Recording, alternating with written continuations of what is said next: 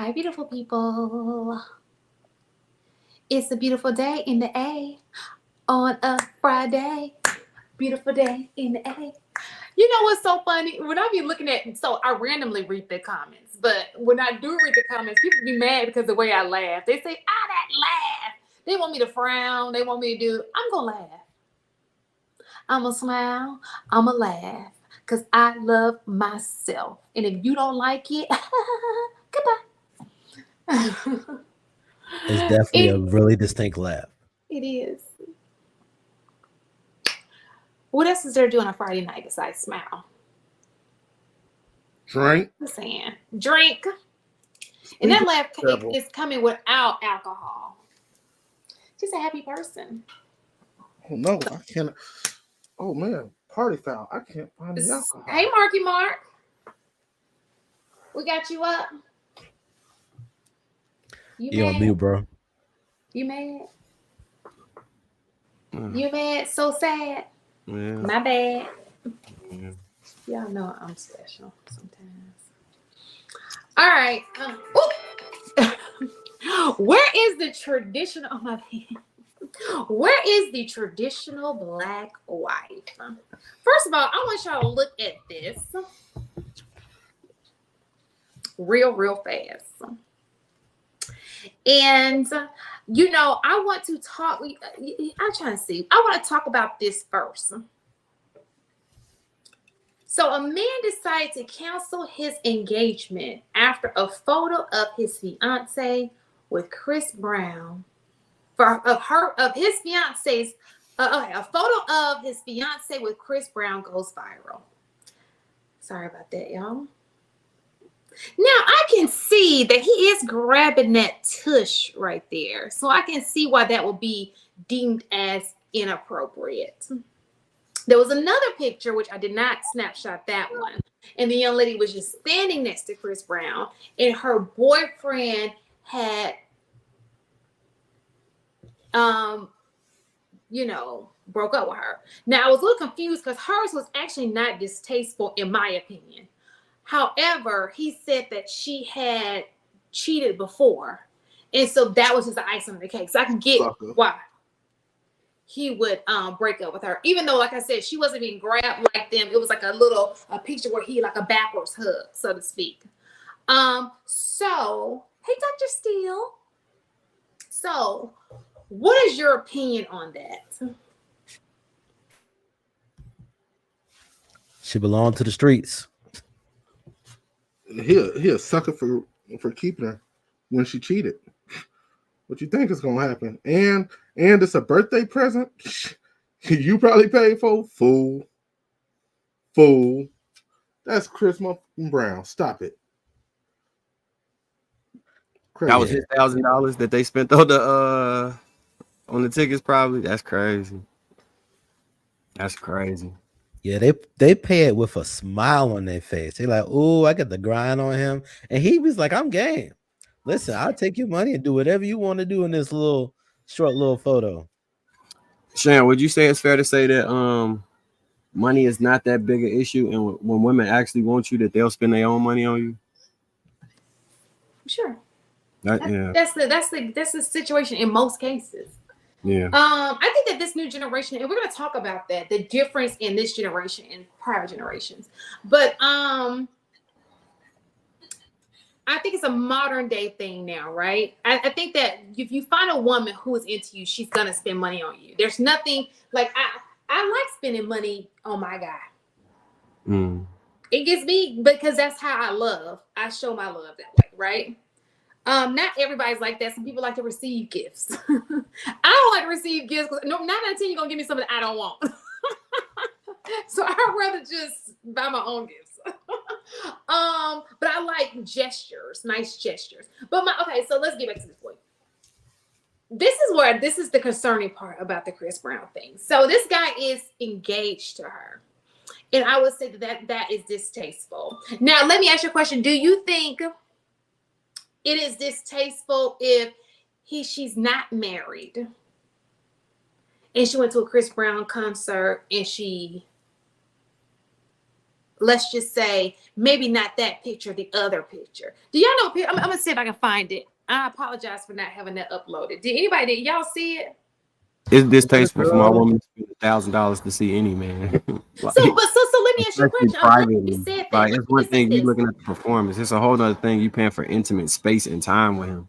That shit's super disrespectful, married or not. Well, so I think of it this way. I would pay $1,500 if I could see Michael Jackson.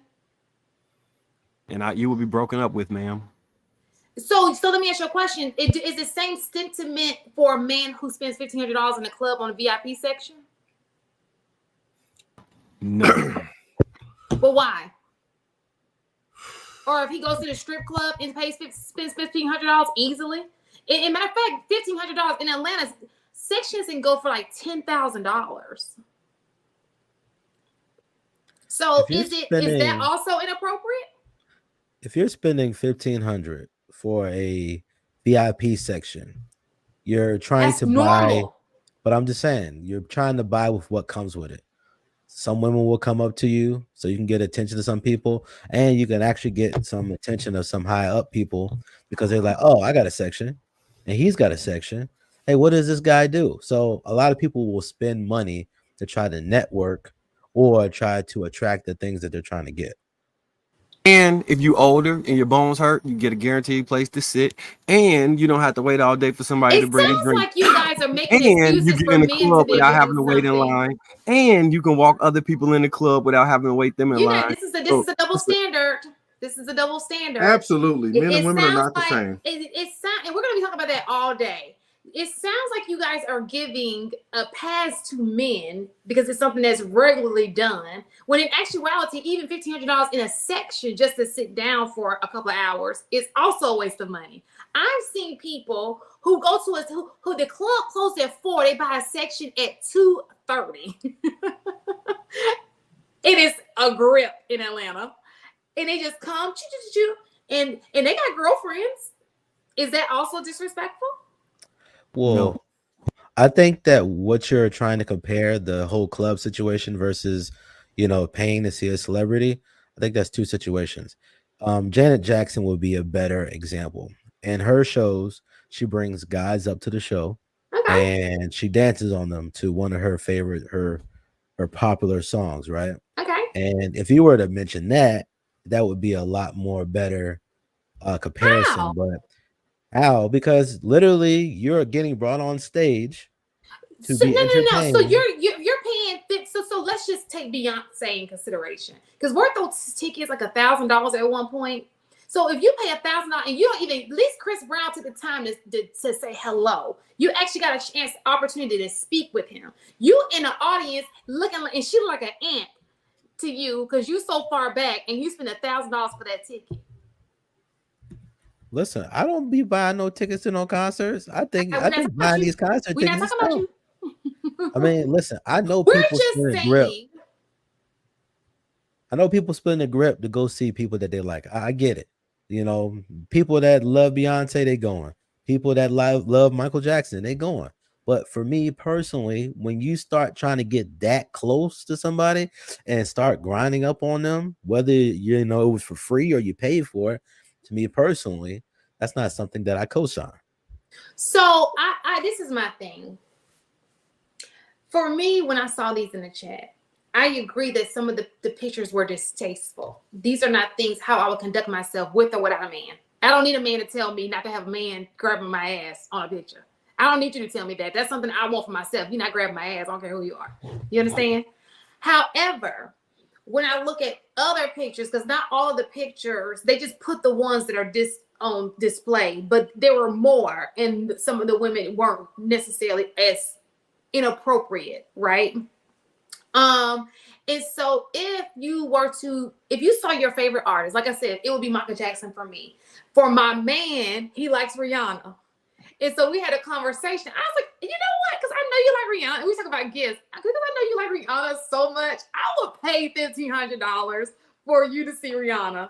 That would make him so happy if I just like, if Rihanna was coming to town and you like bust for 15 and he got a little hug where you're going, oh my God.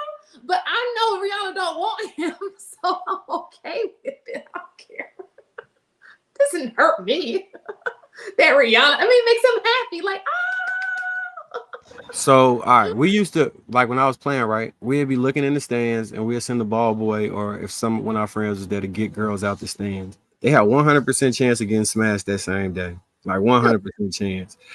Most of the time, women don't go places and look in the stands to figure out who they could, have a one night stand with. We're different types of people. Like it just, this but look at it this way. So not every woman, just because you took a picture with a woman, don't mean you're gonna sleep with her. And this is Chris Brown.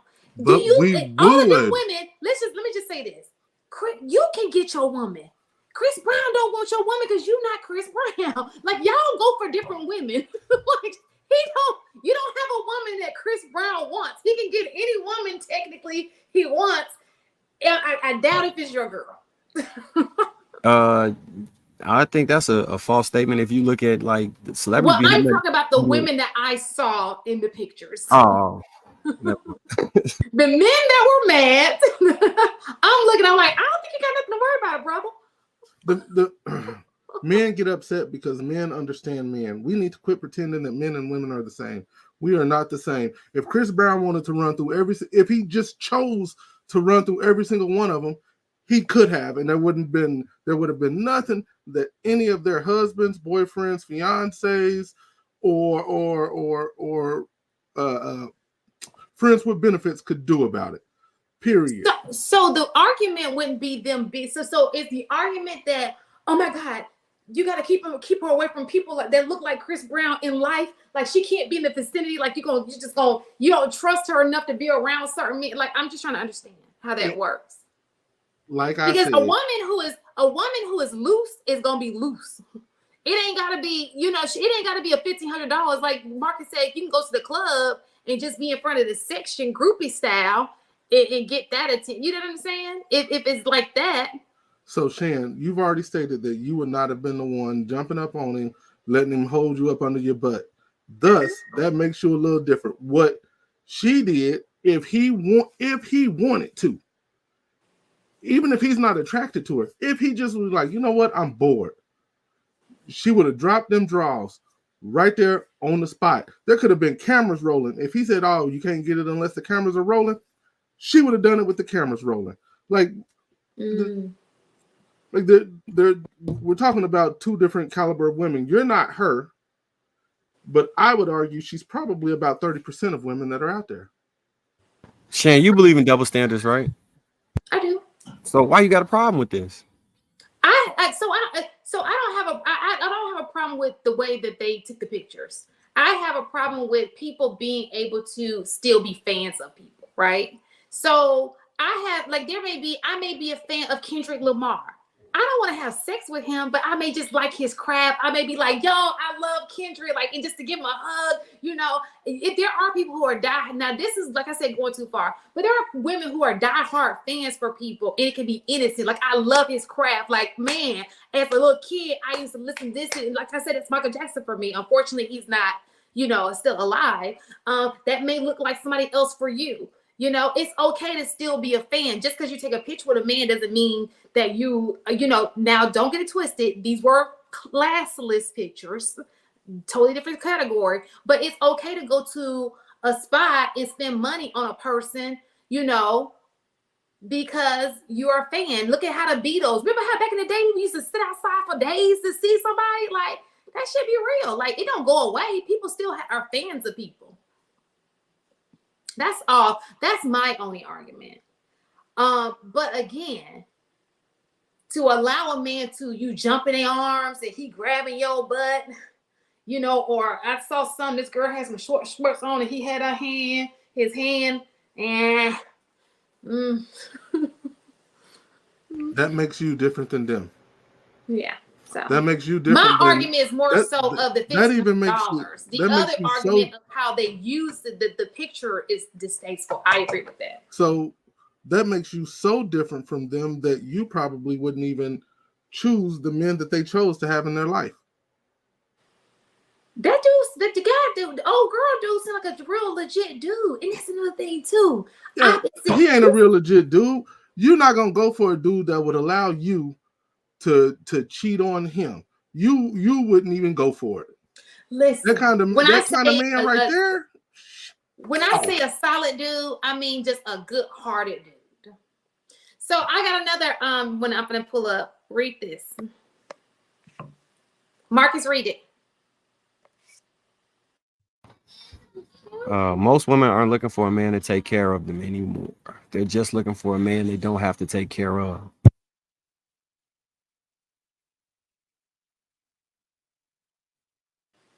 That's a lie. So most women aren't to take Lie. care of them. They're just looking for a man they don't have to take care of.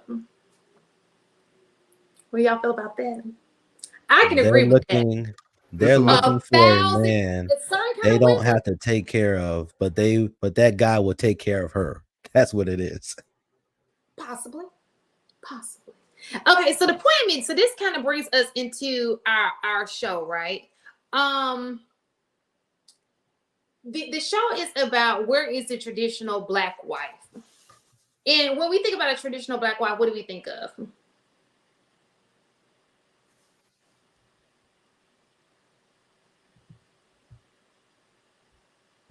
A traditional black wife. Are we talking about biblical traditional wife, or are we just Just talking in your about? mind, when you think of a wife, you didn't gotta be traditional. Just when you think of a wife, what are your expectations of a wife? Well, In Luis, I this would day and say age. Luis is in the back, Shan. Oh, he is.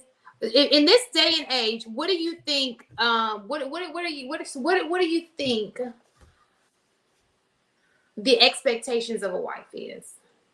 And when Luis well, and I kind of spoke on this Saturday a little bit, but it's gonna go a little different. I would say that my personal expectation of a wife is more so have a character that's becoming of a wife. You know, Mhm. she needs to be respectable, humble, able to listen, understand that I have a position and a responsibility to this family. So I will do things that you might not necessarily like, but I'm not doing them to harm you or do anything like that. Uh, what else? Of course, sex is a given. I do like cook meals. You don't have to cook every day, but if you cook regularly, I'm really happy about that. She's tidy to some degree, you know, she's able to help with cleaning and stuff like that. I mean, I try to be as reasonable as possible um with the women of this age because I understand they have a lot of issues that isn't their fault, but that doesn't mean that once I bring it to your attention that I'm just willing to just be like, all right, well, she don't care, you know, I just might as well just sweep it under the rug. I said, nah, I need a person that actually cares about what's the word I'm looking for? That actually cares about the purpose of marriage, you know, and actually cares about more than just how they feel about it. It's like it's not about the wedding, it's about the marriage. And there is a certain level of care and respect that should be exchanged between man and woman. Sure, I agree. Anybody else want to add to that? As- So my point in saying this, because Luis and I had a conversation. You guys have to go back and look at that conversation. We had a conversation on Saturday. Whenever it drops, I'm sure they'll snippet it, right? And so I often wonder, like, I'm an observer, and plus I have nothing but time on my hand because it's summertime. I thought, like, well, how do we get here? You know, a lot of times we hear people say, "Oh, your parents raised you women not to be wives anymore," right? And I always wonder why that was. We never got an explanation to the reason why people are being raised the way that they're being raised. So I came up with I went and did a little digging, okay? And I tossed. Okay, go ahead, AP. You wanted to say something? Yeah, I'm sorry. I stepped away so I can make a phone call to make sure it No was okay for me to problem. tell this story. Last Sunday, we went to her parents' house, and it was basically the whole family. I'm talking about granny, great granny, mom, dad. Both of their husbands have passed away. Mom, dad, couple of cousins, and her brother. It was the whole family, and just eating. That's all we were doing. We were eating, and I just kind of got up and made a plate. She comes to me, she whispers in my ear, and she says, I need you to eat both plates because she brought me another plate. She whispers in my ear and just is like, I need you to eat both plates, please. And we'll talk about it later. I'm like, shit, this is a lot of food, but bet I'm down. Anyway, I eat and we have a great time. We get in the car and we're driving home, and of course I said, why the hell did you bring me another plate? Her grandmother got onto her because I made my plate first. She didn't make my plate. I think that's what we're missing. We got too many grandmoms now that are in their early 50s that are trying to live their best life. Probably early 40s. But you know what I'm saying? Like they're literally trying to live their best life, and they don't give a damn. They had the kid when they were young. I'm literally in a home with 4 generations, and she got excoriated because I decided to make my plate. But that's wifey material. She could have actually said something right there on the spot, gotten loud, and did all shit, which is not who she is, right? But she asked me to eat it, and then we had us a real dialogue about it. And of course, I apologized because basically I'm in the wrong. You was. Definitely was. So my question to you, AP, since we're talking about you, what's your reciprocity to her? Like, what is it that you give her in return? Because I know you do. Oh wow! So first of all, she doesn't pay a bill in the house. She doesn't have to come out of pocket for a damn thing. And to me, that is the bare minimum for all men. But the things she does want, like when she wants to get her hair done, she has her own money to do that. But she doesn't come out of pocket for anything. I taught her how to manage her finances before we got married, which was one of my tests in the vetting phase, because I knew exactly what I wanted. I knew exactly what I wanted. And I knew exactly what I was looking for. And if you can't follow basic instruction to make your life better, it wasn't for me, it was for her to make her life better. Can she listen? Can she follow instructions? I provide that. And she did. I we go to the gun range often. She never shot a gun until she met me, which is crazy. But I'm teaching her how to protect herself, which is part of the protection package. So when you want to know what I offer, I mean, aside from some late night loving, she doesn't really have to lift a finger. She could stop working right now and live a really good life. And no, I'm not a baller. I just know how to manage my damn money. So I came up with 3 relationships, in my opinion, that work. Y'all want to hear them? And y'all tell me y'all's opinion. 1, AP situation. He's the financial breadwinner. She's the domestic. There's reciprocity. 2, they're partners. Basically, of course, he's still the head of household, but they both work. They both help out at home. They both do equal share. And then the exact opposite. She brings home the money. Maybe he stays at home, but he's the domestic. It's still reciprocity. What do y'all think? I just think it matters what's the respect level that woman has for that man. Because if you got a woman that can't respect you, not making enough money, it doesn't matter. If you have a guy that expects a woman to do certain things because he pays all the bills and she doesn't want to do that, that's not going to work either. So I think the lion's share of any of these scenarios working is that woman's respect level for that man. Because in all three scenarios, I mean, the man's basically doing what he want to do to some degree, right? Because if you got all the money, he probably doing what he want to do. If he just sitting at home chilling, taking care of the house, and she's getting the bread, she's like, all right, I can do what I want and I can get these things done. So I think if I had to make a good guess, it depends on the respect level of that woman for that man personally. Because in AP's situation, he didn't really say he provided much of anything besides money and some tutoring and some mentoring to some degree, right? When you listen to what women are claiming that they want somebody to help them, do get their dreams, get their dream job, go travel, help around the house if I'm tired and stuff like that. They really want help for the things that they dream of doing more so than anything else. And the stuff that you mentioned, AP, it just sounds like, hey, I pay all the bills and you could just sit there and look pretty and do whatever you want. And a lot of women are like, yo, that's what I want. And there's some brothers like, well, if you got a degree, you got money, like, and you've been working, why are you just gonna just stop doing all of these things just because I'm here? So she moved into my house that I was already paying the bills for, right? She moved into my life. So I've already taken so much, in my opinion, so much off of her plate.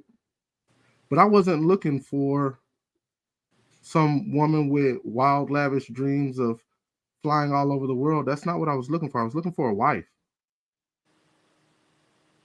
And when I found exactly what I wanted, I made sure nobody else could actually also find her because she's been found. So when you say it sounds like money, maybe it is. But with her resources and her own money, she's able to go do some of the other things. We're able to go do some of the other things because I think I still manage. Once we got married, I actually manage her bank account. I don't. I manage all Sorry, of that. it's a So I different. mean, I understand what you're saying, but at the same time, I need the house to run a very specific way, and she makes sure that it does. And she gets along with my ex, and the kids love her. What are we talking about? There isn't anything else more that any man could ask for because personally I've made every mistake a middle-aged man could make. So when I'm talking here and I'm on these panels, I'm talking from the perspective, young man, don't make the same mistakes I made unless that's just what you want to do. If you want to go out and run through women and you're not really looking for anything in particular, I'm not going to stop you. Hey, that's your nature. I get it. I get it, but I don't want women running around doing that because while I think that they have urges and cravings that need to be met, I don't think that being bust down by the whole planet is in their nature. But if you gave a man and gave him all the women in the world, he'd run through as many as he could before he died. For the most part, just my opinion. Y'all go ahead. I'm sorry. I didn't mean to talk over you, Shan. And is my mic No. softer now, HD? I tried to turn it down. No, it's good. It's good right now. Okay. It's not. So It's not what's your bad. what's your opinion, Luke? We can go around and then I'll say it. So I I was listening for a while before I came up. Um, I'm gonna be honest. I think most women today are really seeking sponsorship and not partnership. I don't true. I think a lot more women today are seeking help, i.e., sponsorship, than partnership. Because if we look at the landscape of how many people are single, like not attached to anybody, not creating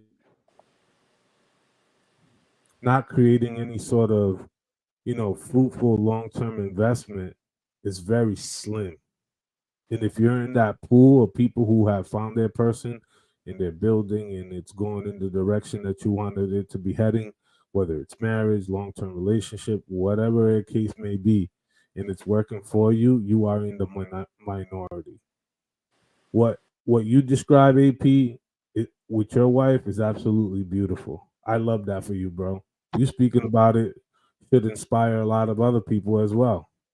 But I'm gonna be honest too. I don't think a lot of women qualify for that kind of treatment. Some don't even. Some don't. Some are gonna have to contribute. Some don't even have the domestic skills to receive that kind of treatment. Let's be honest. Just think So about how. Just think about it for a second. You know, how are some of these women cultured?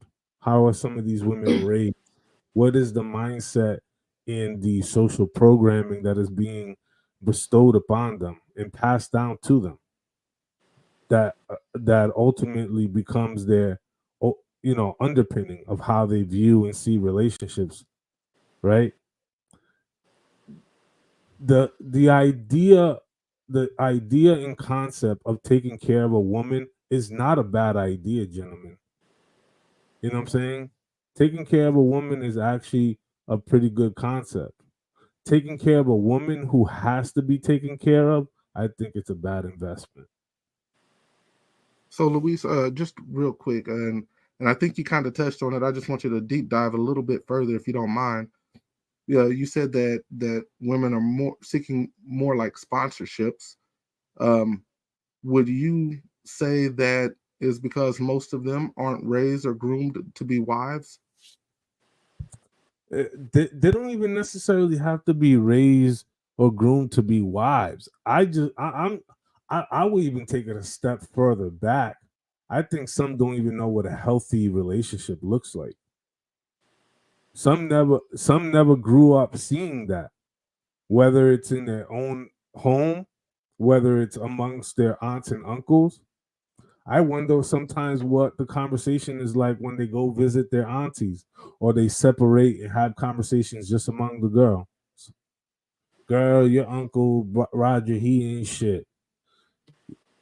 So, So, oh, excerpt, right? And sort of, if you grew up in a circle around individuals who speak ill about certain people in their lives, then what kind of outcome are you going to have? Now, mind you, that's not everybody's experience, but for a lot of people, unfortunately, who don't know what that looks like or have elected to be around people who have that kind of foundational base, like me and Shan Monet was talking about the other weekend. I think that that's very important, but we have to be very honest. I think that the value systems, and I speak of value systems very, very loosely, in terms of how we view relationships, how we view family, how we view family creation, how we view community, right? That looks different. If I pulled 20 random people from all different parts of the country or even within the same geographical zip code, and I asked them, what are your family's values and systems? The dude could be living down the street. It will all be completely different. And sort of, it now becomes this sort of, um, postmodern kind of way of thinking of that we're not really closer to the center. Like some people might deviate, you know, right church, different pew, right? But at the end of the day, the kind of the synergy is still the same. You know what I'm saying? There is a nucleus around the value of family relationships and building relationships. And it's hard to build a romantic relationships when your personal relationships with your parents, your siblings, your neighbors, your close friends isn't strong and isn't rooted in transparency, communication, etc. It's hard to build upon a romantic relationship when all those other areas in your life are lacking and you don't know how to resolve any of those conflicts within those. So are you? so I hear what you're saying, Luis. But the reality is most women are not dating men with a lot of money, right? I think that what the internet has done is inflated the gold digger vibe. Everybody wants money. And you're looking at women you do not have access to, you do not even know. But when you walk outside, we always say average people are with average people. Okay? That $42,000 man got a girlfriend at home. He got somebody fighting for him. Okay? Sometimes them be the ones that be driving up, popping off. Like he got a girl. Like you don't want to touch him because his girl kind of, you feel me? So let's not play like women just want men with money. Broke men be having money, be having girls. Okay? Now, and they be having babies by then. But anyway, but what I wanted to get to was that there were some things that you had pointed out.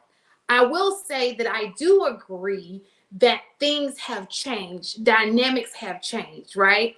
And what we want to make sure we understand is this comes from different people. Like everybody, this is the world of women. There are different types of women. I saw this post. This girl put up all different types of black women. It was like 10 on the page. Did y'all see that post? I would have to put it in I the must chat. have missed that. You put it back in the chat. Oh my God.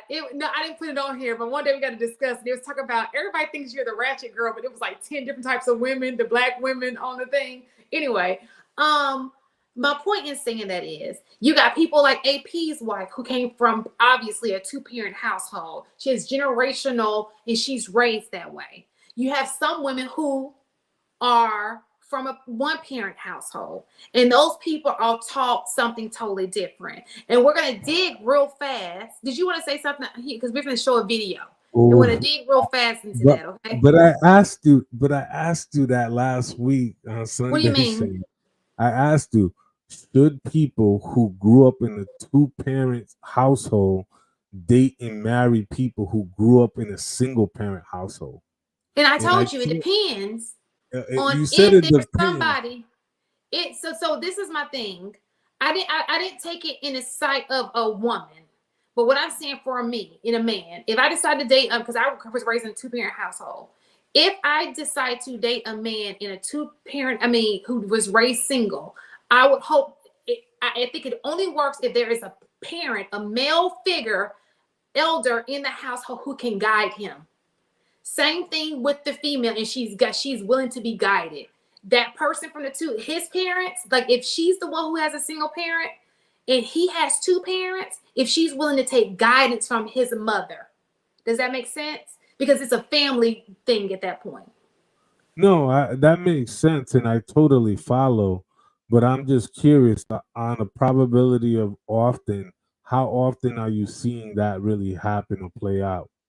I don't see it. So you're right. I don't see it. But let me just tell you.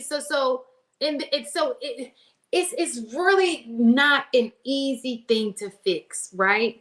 I believe in generational curses because I believe that's what people say when they say generational curses. That's what they mean, right? Toxicity that's just been passed on from one generation to another generation.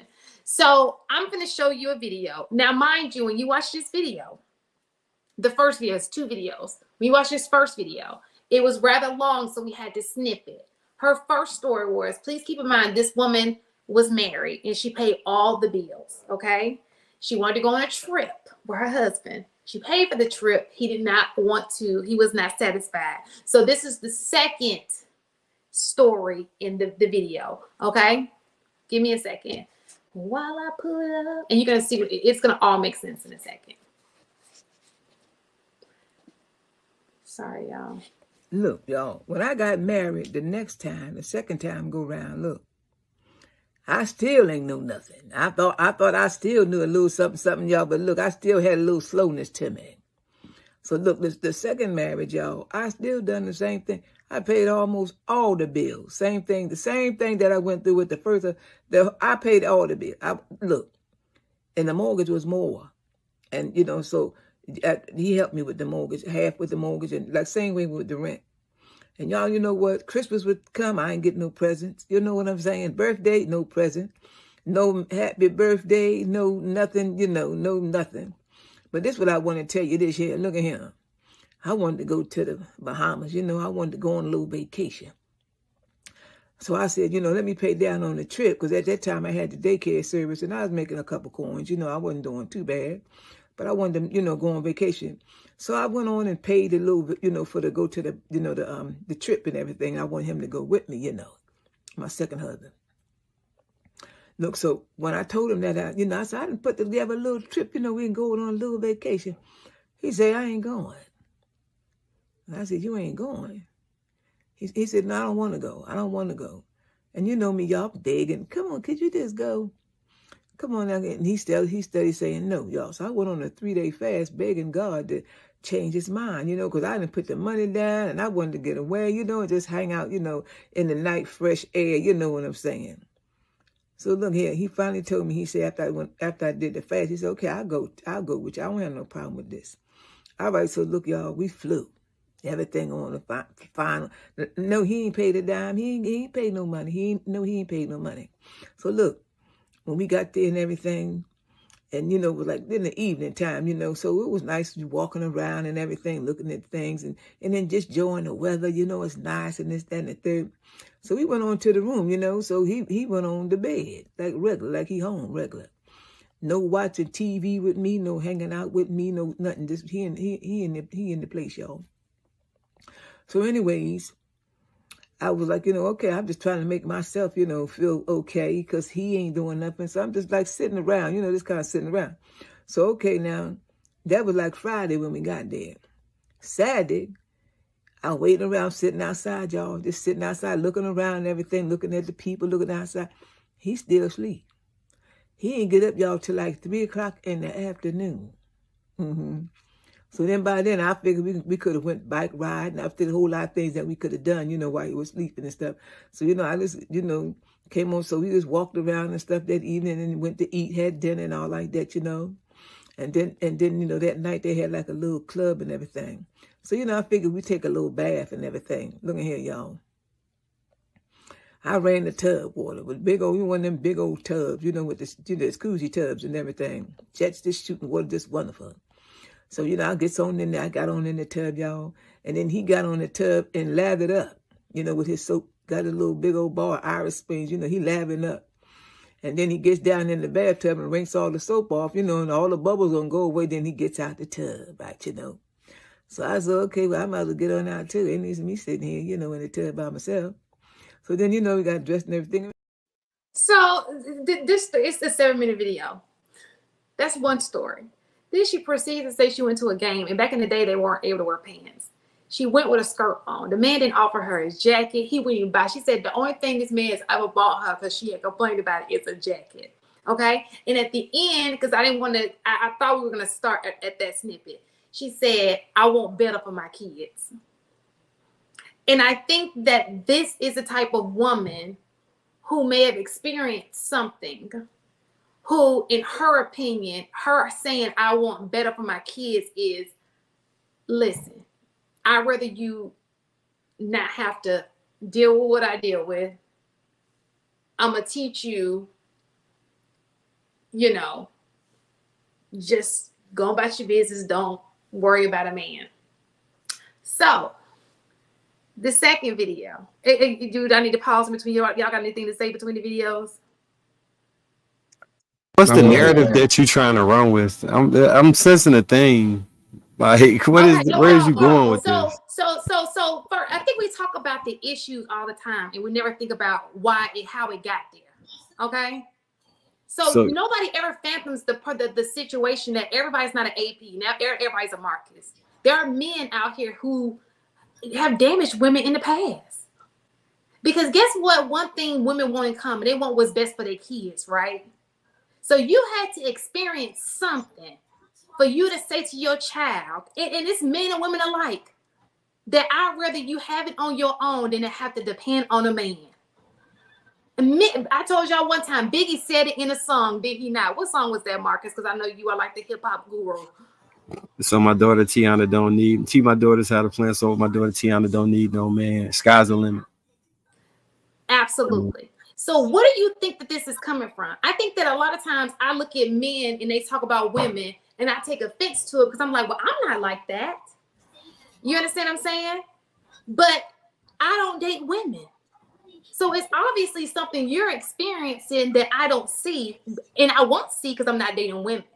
Just like you don't date men.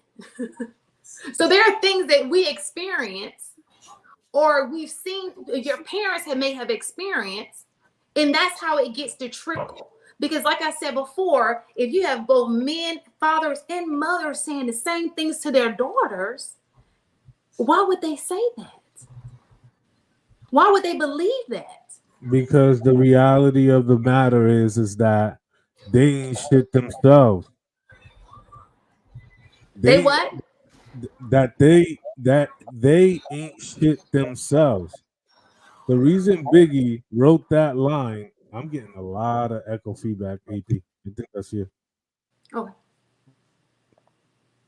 go ahead. The reason why Biggie wrote that line was because he wasn't shit.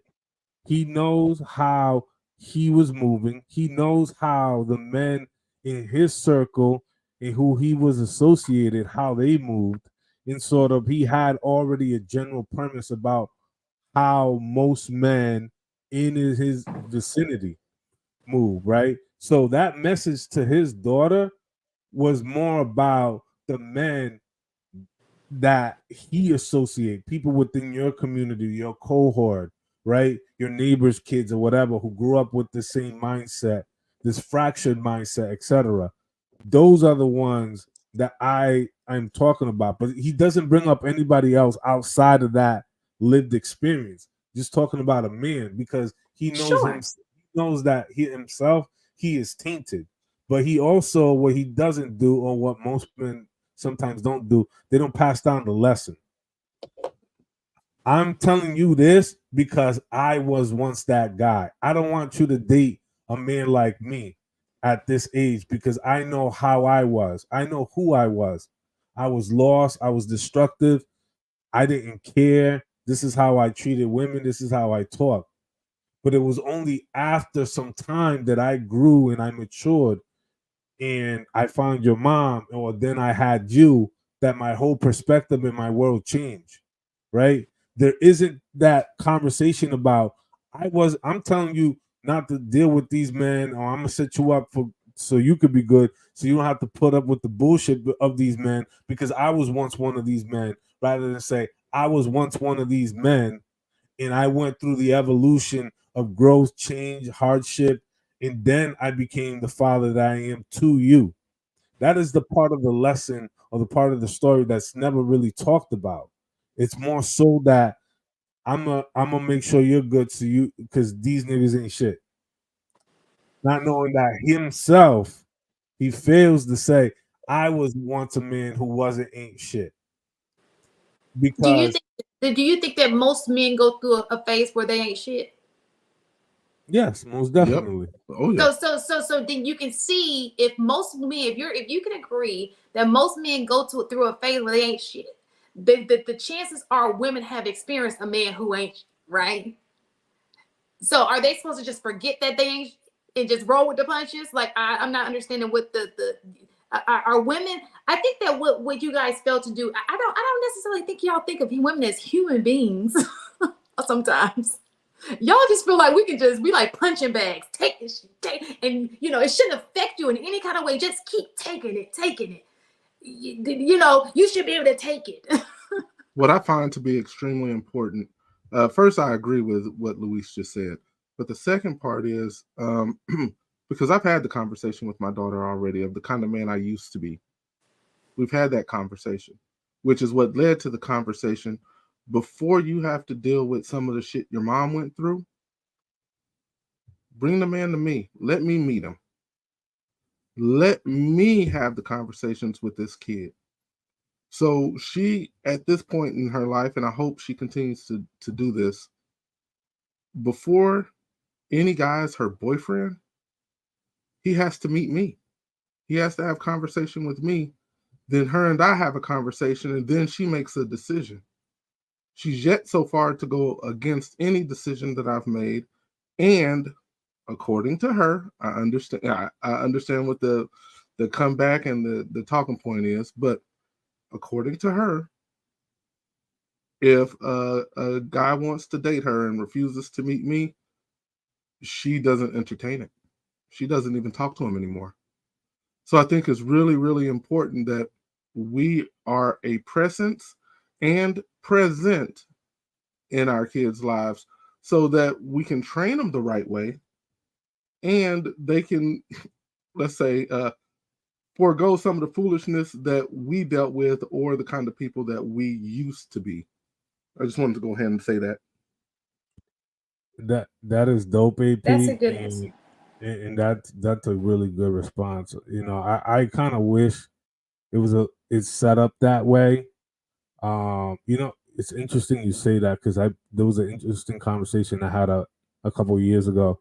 It was this Middle Eastern woman who was dating and she went through like these bad, terrible dating experiences. And me understanding, you know, having to go to school with a lot of different people from the Middle East and understanding the culture, I had brought up and asked her, like, I find it strange that you're having this kind of issue, considering I thought you would introduce these types of people to your family, your father, your uncles, your brother, right? Because they also have this sort of presence, and they as men know men, and sort of to kind of ingratiate your presence with the family, right? Because there's a custom, there's all these things happening. I had a sister that jumped in my back channels and tried to rip me a new one. She's like, black women don't need men to vet men for them and blah blah blah blah and this and that. And I was like, well, I'm not saying that they do, but she brought up a specific anecdotal experience about terrible dating experiences, and I was curious to know why she has never introduced these men to her family to also vet them, considering that they're family and community niche based, right? And sort of like that, those are the kind of responses of pushback that sometimes people get. It's never to go against you one dating or stuff like that. It's just that today we just live in untraditional times, and unfortunately, there are a lot of deceitful people out here in the world that don't necessarily have the best interest in you. And there's no better person than somebody who is part of your family to try to help you navigate that. Did anybody else want to respond to that? No, to Louis' point, I think I was telling a story a long time ago about my cousin at that wedding. So yeah, the man in the family will try and stand up for you if they have the ability to get involved. It's just when you hide stuff and you know what I'm saying, try and sneak and do stuff, you end up getting bit in the ass. Yeah, I was about to say a lot of times people get into the most trouble because they're the only people dealing with the situations. Whether it's, getting into relationships, whether it's trying to find reliable work. If you're the only person that's the main one making the decisions and like kind of running information through, you're the only person to blame. And because we have the freedoms and the abilities to do what we do on a day-to-day basis, it only makes sense that we have a lot of situations of turmoil because we're the judge, jury, and executioner, and we're the main ones making the decisions. And we don't know nothing. And when you listen to old people, they don't be knowing nothing. So you just see a constant cycle of just keep trying to figure stuff out by yourself, which it can work over time, but you accrue a lot of damage on the way. And most of the time, you don't deal with these damages real well because you don't really understand the whole situation all the time. So it's like I feel for women to a degree because you don't want women to experience the nonsense of the world. But then once you learn that the world is just not fair and everybody isn't going to treat you with love and care, respect, you can kind of have a much different perspective, and hopefully you kind of like learn to gravitate and work with the people who are willing to work with you instead of like the lady who we just saw. This guy wasn't trying to work with her at all. He would just take and take and take and take, which, you know, that's like kind of the cautionary tale of the men that took care of a lot of women. If the woman isn't earning anything as far as you give her everything and she didn't have to work for it, there are some women that are going to take advantage of you, and then you're going to be, left out in the cold. But the women that actually respect you and care for you and actually understand that you don't have to look after her in this way, in this manner. Yo, the ones that are smart, they'll recognize, listen, I got a good thing going.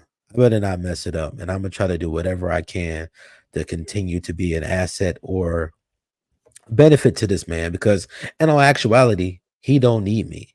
And I know he don't need me. He'd be fine just without me. But I want to try to see if I can make his life that much easier and then see, what's the benefit. Because in all actuality, whether you take care of everything for a woman or whether a woman tries to do everything for a man, you're both accruing your own kinds of risks and it doesn't guarantee a good outcome. So I always say, listen, work with the people who are willing to work with you and understand that there's a lot of people that care about themselves more than they care about you. Find the people that actually care about you a little bit more than they care about themselves. All right, so it's another video kind of along the same lines of that. And the reason why I brought this video, because actually me and Luis had a conversation. Oh Lord, this iPad. Okay, there it is. Because I of romanticizing the past. And so I wanted to share this video, and I'm glad you're here, Luis, because I want to just listen to what he said, it's okay, and see if you can catch it. Because I know some of y'all are not documentary people, and it shows. So just bear with it, okay? Conceptualize class that way myself. One of the ways I like to think about it is this. Some years ago when Horace Caton and I were working on Black Metropolis, we were suddenly struck by the fact that you could find two Negroes who worked in the stockyards as what we used to like to call cattle eviscerators, taking out the insides of the cattle as they came along on the assembly line. And let us assume that both of them were making about $400 a month. One comes home and on the way home stops by the local tavern, imbibes a good bit of alcohol. By the time he gets home, he's in a very bad mood. He knocks on the door and it isn't opened quickly. He yells up at his wife and she sticks her head out the window and curses him, and then everybody up and down the street begins to throw up the windows and look. She comes out and he beats her, and they finally get on in the house, and they both start taking their drinks, and the fight goes on.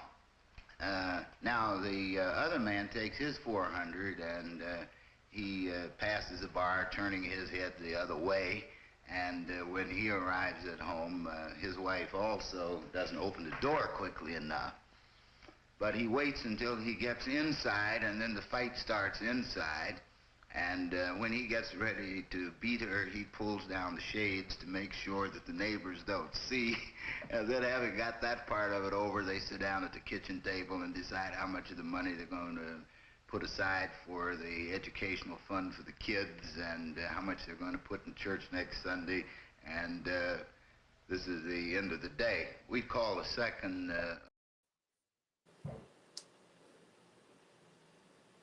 Why they gotta be beating the women? I want to address what you're saying, but I feel like you painting a crazy narrative against black men right now. They didn't like, man, you Listen, I have to be honest with you. I grew up. I've never seen women in my neighborhood with black eyes, bruised faces, eyeballs hanging out the eye socket. You know what I'm saying? Like wrapped up in like mummy tape. Like I never seen that. I've never seen that growing up. Honest to God, I've never seen that amongst my mother and father. I've never seen that aunts and uncles, other extended family members, cousins, like even neighbors and stuff like that. I just never seen this sort of like, Mister. You know what I'm saying, Mister. Right. Who like I just never saw that. To be quite honest with you. So black men are some of the most emotionally intelligent, artistically expressive, loving, best fathers, holding their women down, have died on behalf of their mothers, sisters, cousins, friends, family members. Like, Shan, what are you doing? What are you talking about? What are you doing? Listen, I found a PBS documentary. I didn't say it. This man said it. So what I'm saying is, okay, so let me just be honest, okay? Do we only get on women on this show, or are we just gonna keep it real? When do we get on women? Listen, we know that there are great men. We praise you guys for being great men all the time. But to understand the problem that we have today, we must understand why women feed this nonsense to their children. Something had to have happened for your child, you to want your child to be single, because everybody knows that one, your kids do better in a two-parent household, that you're safer when you're under the direction of a man. So why would a parent tell a child that it's better to be without one than to be with one? Until we figure that out, we're going to always have a problem. Could it be that the woman is just extremely selfish and she decided to move in whatever manner she wanted to move in and decided to put him out the house? Sure. Could that be something that's possible? Sure. Because this whole men is beating women We thing don't. is crazy. I can see at this point. If we dig into it and it turns out that we don't want to speak bad about black men, I get it. No, I'm not saying that. I'm just saying you went back to we back can't with have an honest videos. conversation. You went back to back with videos that's running a narrative. You don't see. The first one was that old girl paid everything and Buddy spent her. Then the second one was that the men just beating women. Like, bruh. So let me ask you a question. How often do we talk about women being thoughts in the streets? Do I be agreeing with that? Is that not a narrative? That is a narrative. How often do we I talk agree. about black women having attitudes? Is that not a narrative? That How is a often narrative. do we talk about women on every level of anything? Is that not a narrative? That is a narrative. So are you saying and do that I be up here it's doing that? okay to talk about the issues of black women, but we can never address the issues that may have happened years ago?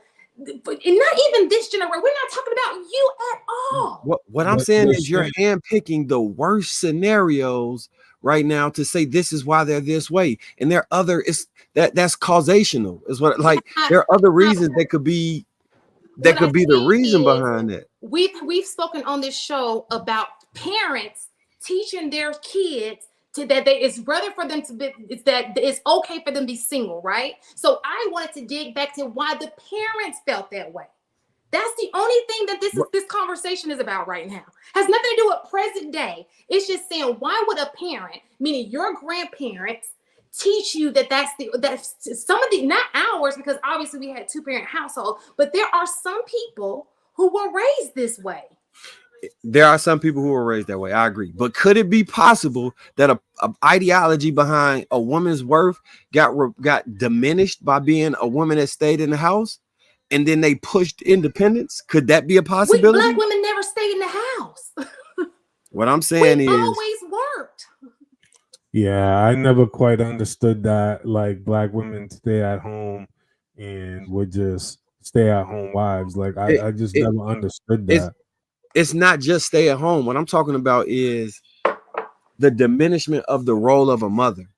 If that's not enough, say you work in a small job and you're a mother, it was reduced to just a mother. Feminism didn't do any of those things. It didn't shame women for being homemakers. It didn't shame women for putting their family first. It didn't shame women for not thinking about being atypical personality types and career focused. That didn't happen. All right. No, I mean, there was a promotion. There was a cultural shift that had happened, and unfortunately, like propaganda and how the media machine operates and works, especially in this culture, it sold an idea and a narrative that the grass was much greener on the other side, away from the men who have always been within your community or proximity, right? And sort of that has created a division, a long-term division. Like this division has been going on way longer than the Berlin Wall before it went down. Like that's how bad it has gotten to, right? And I will take it one step further. People are so suspicious of one another to the point that they're not even willing to give them grace or a shadow of a doubt. But if you introduce another person who is not of their likeness, they will give that person much more credit and much more grace than they would of one of their own.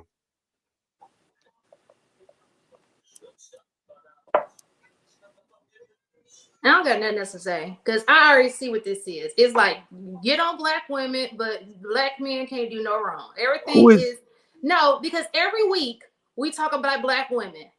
We talk about them to the bone every week. Like we all out there with our titties hanging. Like, come on. I ain't never had my breasts out. Okay. That's all. That's y'all talk like all of us are out here doing this stuff. Who is y'all? Who be saying Every that? time we're on these platforms, we overemphasize the over-sexualization of black women. But when you walk outside, most black women have on clothes.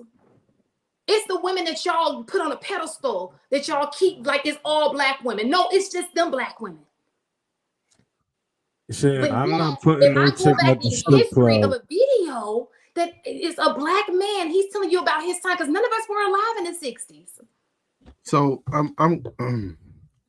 I put on my glasses because I'm actually about to be anecdotal and 100% transparent. So there's no telling what emotion is about to come out. So there is some credence to that video, guys. And back then, that's actually more common than you might know. Also, they taught those same behaviors to their sons and their daughters. This is to your point, Shan. So I found out about 4 years ago, right before my grandmother passed. My mom passed before my grandmother passed. What led to the divorce between my mom and my dad? Maybe it was 5 years ago, but what led to the divorce between my mom and my dad? Come to find out, my dad was one of those close the shades guys. And my mom would actually hide that from my uncles. She had 2 brothers. And then one day they found out. They went to the house, beat the dog brakes off of him, and that's what kind of led to the divorce. For years as a son, for years I convinced myself that it was the drug conviction that led to their divorce, which made it a little bit easier to blame mom. But that wasn't the case, come to find out. He would close the shades. That, the reason I believe that is I used to, I split time between two different cities and 2 different states, to one with my mom, one with my dad. One afternoon, it was a Saturday afternoon. One afternoon, I came in and my stepmom was picking herself up off the ground. She also hid that from her brothers, and she's from a big family. Until one day they found out. And they're no longer together. So there is some truth to what Shan Monet is saying, and some truth to that video. But I will also say there's a lot of truth to what Marcus is saying. I think that is the minority, and I think it's a very, very small minority. I don't think it's widespread. But what I will also say to this same subject, my mom lived in the projects. The projects is a matriarchy. There aren't any men in the projects, really. There aren't very many 2-parent homes in the projects. So they get the opportunity to feed their children whatever BS and whatever story that they can concoct as to why the dad is a no good, ain't crap dad. Mm-hmm.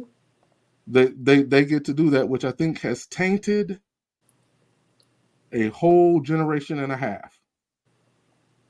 Now, I'm not saying that all of it was lies, but as the mom, you get to feed whatever narrative you want to feed the kid. So it's unfortunate.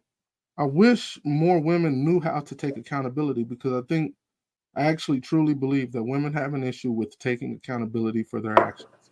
And I think that's the majority of women that have a hard time of taking accountability for their own actions, which is why many daughters in the hoods or the projects and in those extreme poverty situations don't learn the lessons that they need to learn in order to be more productive later in life.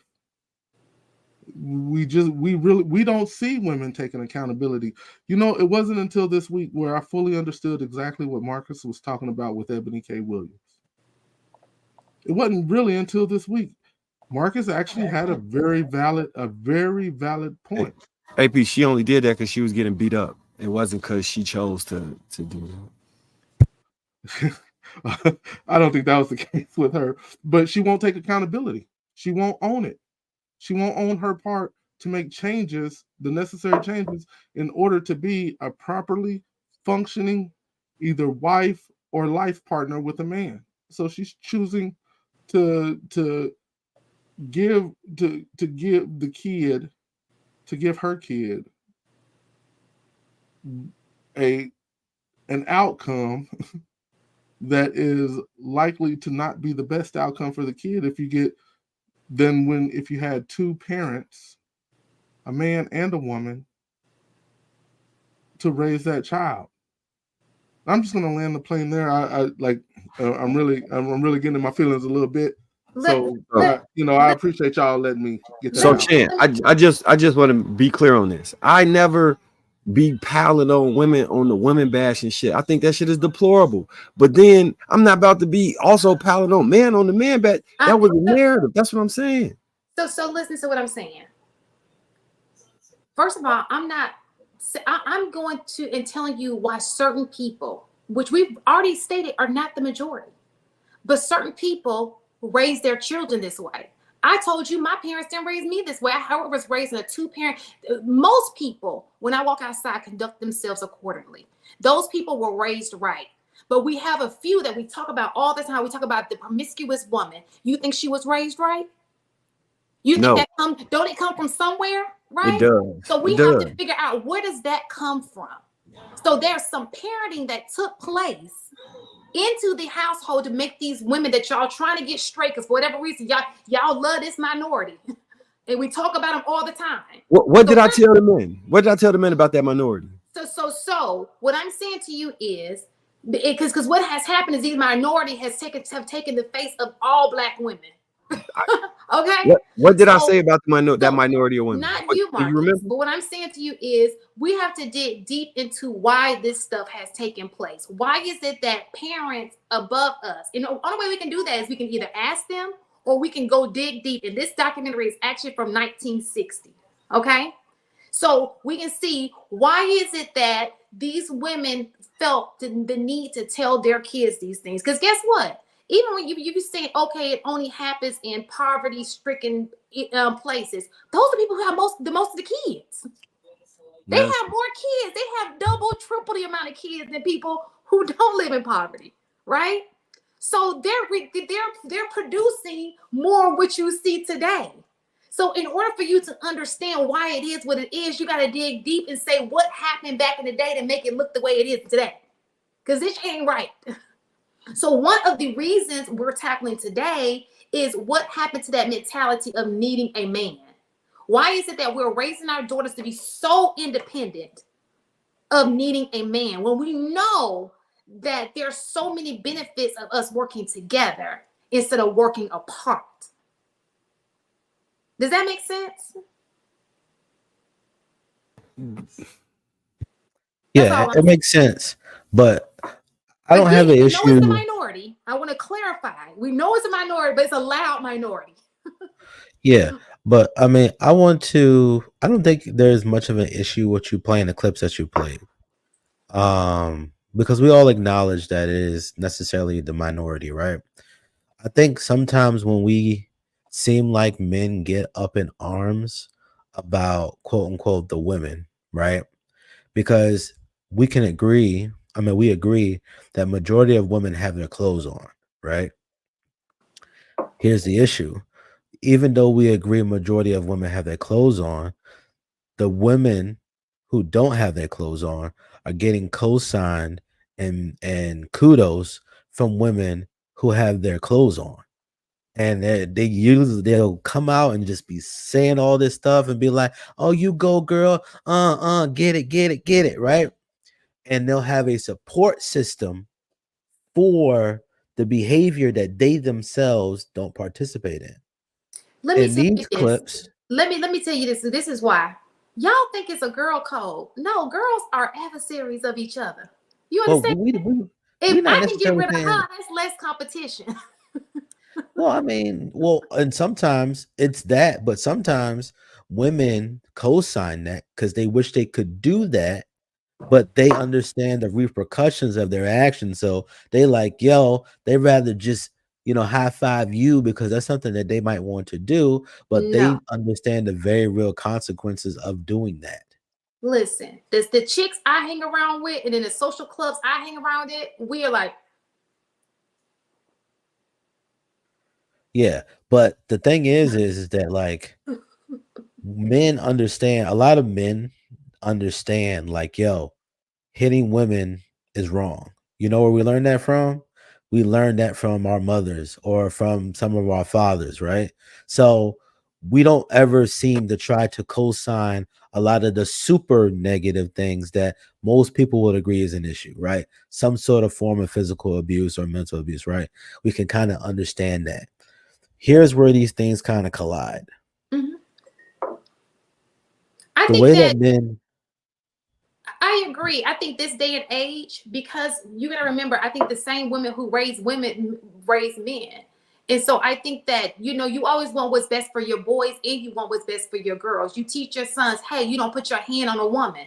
That's something, you emphasize that. Like, don't ever put your hands on a woman. Or, and we over emphasize these things that may have taken place in large numbers in the past. Now, I know you're trying to say something, Louise. Go ahead. Go ahead.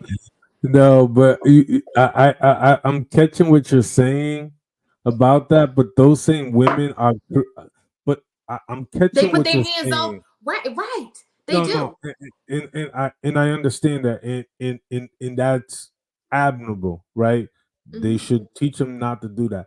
But I find that those same women are raising the exact same type of men that those mothers and those women end up growing up to despise.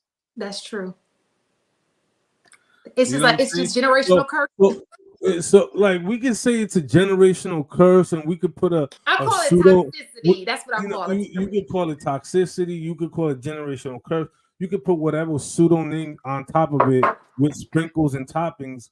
Whatever fits the bill. But the reality of the matter is that those women who are raising those young boys are viewing their young boys through the lens of I want Darren, but I want Darren to move like this, and this is what I'm going to teach and instill to my son, understanding that instinctually a lot of men don't move or program are instinctively not like that. And sort of now we have a generation of men who are not very confident, who are not very competent, who, what I'm saying, move in a very particular type of way. Now those men want women to approach them.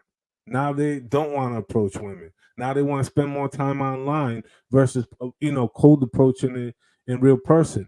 Now they want the woman to do everything for them because they grew up seeing their mother doing everything for them, even cleaning their own room. What's worse, Luis, is that women do cold approach. These like we have seen such a switch in these roles. It doesn't make a lot of sense to me. And you hit the nail on the head. Let's say you as a female you do that cold approach, you find out that's the mother you don't even like. You don't even want that kind of dude. You want the assertive guy. You want the guy that's gonna take risks. You want the guy that's that I guess the definition is an alpha or a sigma, but you want that kind of guy. But when you go do the cold approach and you find some kind of weirdo, I guess is the way you guys would define him, but you get a man who doesn't have the confidence because he was raised by a single mom trying to raise a son to be the man that she wished the man that's the father of that kid would have been. Come to find out, y'all don't like him. Yeah, It's crazy to me. but I also too find AP that most men were a fuck it before they met their wives, before they met their girlfriend. You know what I'm saying? They were in that nervous mind state where, damn, she's bad. Fuck, man, she won't talk to me, but fuck it, I just gotta put myself out there and push through whatever mental blockage that I have about trying to approach her, trying to talk to her, trying to put myself out there. Right? It's like you gotta have that fuck it attitude. Like, yeah, like she'll probably say no, but I won't have any regret. Fuck it. Most men are fuck it before they met their person because they had to summing up that courage to do something that they normally don't do or are uncomfortable of doing on a consistent basis. You know what I'm saying? It's that ability to push beyond that point of where you're questioning yourself. It's that point where you're questioning yourself whether to go or not go. That a lot of dudes stay in that idling position, and women see that and they pick up on that, and they could tell that you're not very confident in yourself. So That's a good point. That's a very good point. So we can agree that majority. I think that the bigger thing is, I think we can all agree. First of all, thank you, AP, for sharing your story. You didn't have to do that, but that was, I appreciate you sharing your story with us. But I think that we all. So what disclaimer? I wish I had a disclaimer. We're talking about this. We're talking about the minority. We're not talking about the majority. Okay. That's my disclaimer voice. So the importance is we can say that most men, like HD said, are not abusive men, right? We can say that most women are not out here showing their breasts on Instagram. Most women don't have a OnlyFans because most of them just can't. Anyway, but there are a small group of people who do, okay? And they happen to be a loud group of people who do. Just like when we go over to the other side, yes, I do agree. I don't think that I don't know how many abuse because I didn't get a chance to talk about that. I mean, I didn't get a chance to research how many people are in an abusive relationship. I'm pretty sure it's not many in comparison to the bigger the percentage. But there are things that are issues that we do tend to promote. For example, we promote sleeping around, right? She a bust down. Did she even sign up to be a bust down, or you just name her a bust down? You know what I'm saying? Or people going intentionally, and this is both men and women alike, intentionally manipulating people, right? You want to have sex with her, she wants your money. Those types of people. And what happens is good people get hurt in the crossfire. Both men and women alike get hurt in the crossfire. Because some people, whether you're a man or a woman, you show up intentional and she using you for your money, or a woman who shows up intentional and all he wanted to do was have sex with you. You understand what I'm saying? And those are all the people who got these issues going on in their head, and we can't figure out who is who. And that's the problem. Does that make sense? Good people are being hurt by all these people who think these things are okay. So Hi, how are you doing? I'm well. How are you? Welcome up. Hi there. How are you today? Did you have anything that you wanted to add? Yes. Okay, go ahead.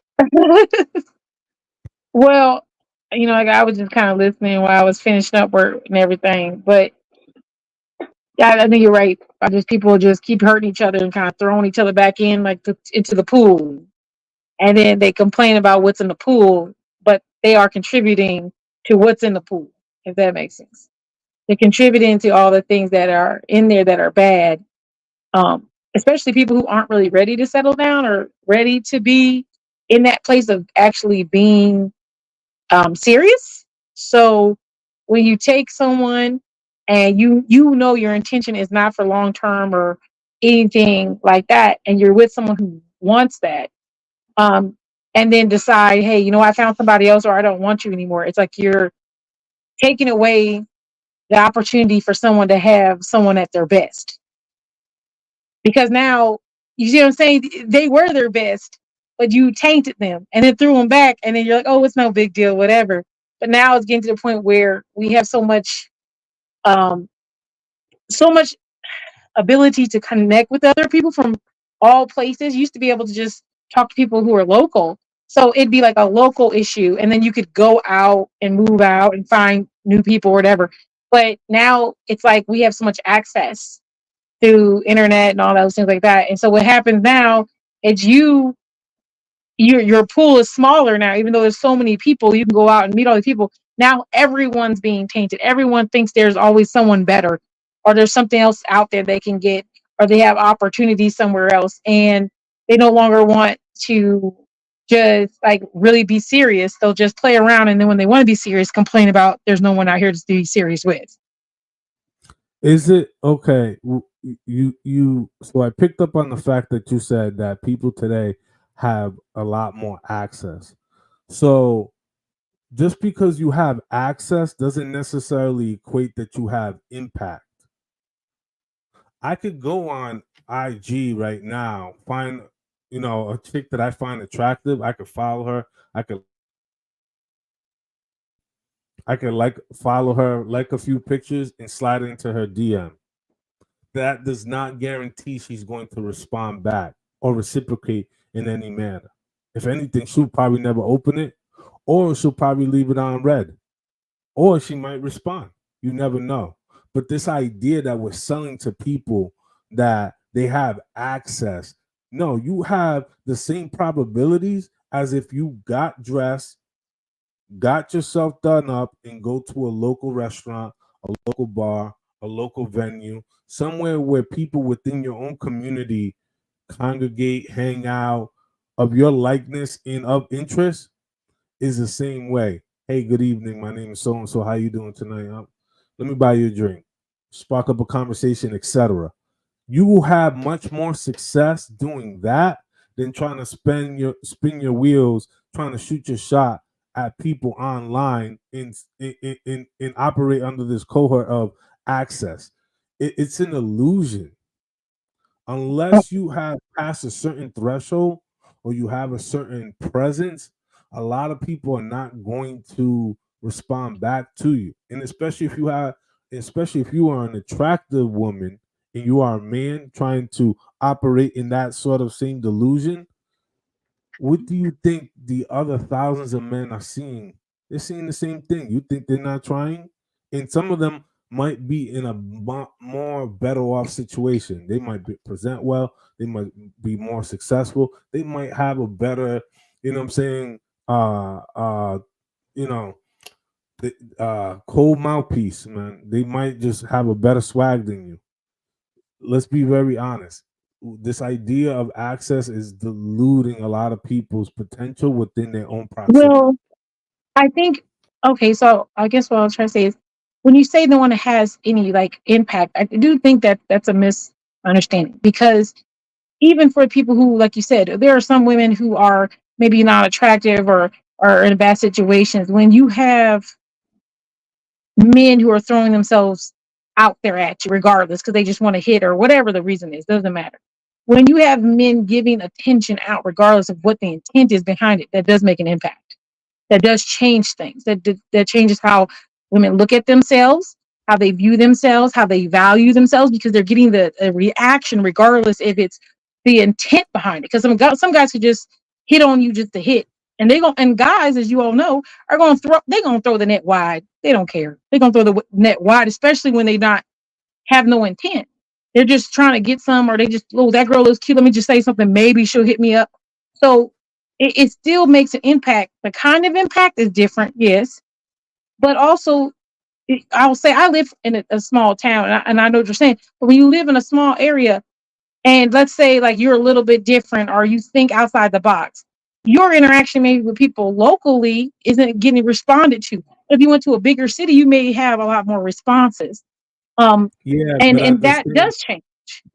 yeah, but at the same token, I understand that, but I'm gonna operate from the perspective of if you approach 10 women, half of them say no, the other half are already taken, the other two are maybe.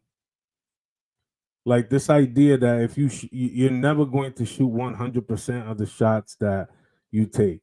Like men have to really, really put themselves in sort of positions to force the conversations, to be able to shoot their shots, to whoever, facilitate conversations and make advances.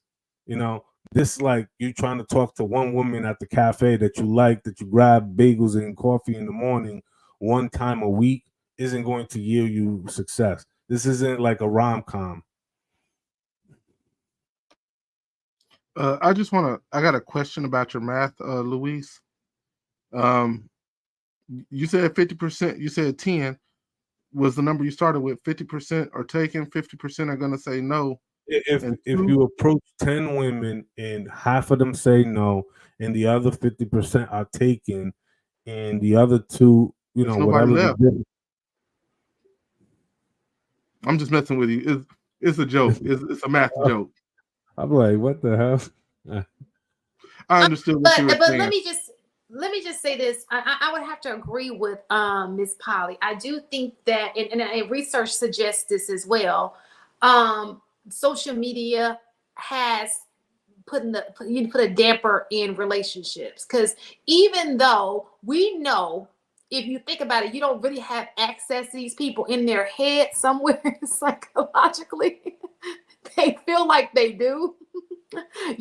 Maybe it's, oh, she responded, or for her it's like, oh, he liked me, and they just take it, and they paint a picture, and they feel like, oh, well, I can, maybe I can. And you always looking for something better because it's better than the person who was in love with you. You know what I'm saying? Instead of giving that same energy to the person who's right there beside you. Does that make sense? I do think that, and you're gonna always like, oh, I'll just have her hanging on as a placeholder, because one of these girls one day, next thing you know, 10 years later, none of them girls that you thought was gonna come back never did. And so, okay, yeah, I mean, she's still here. Might as well marry her. She hung it out. You stuck it out.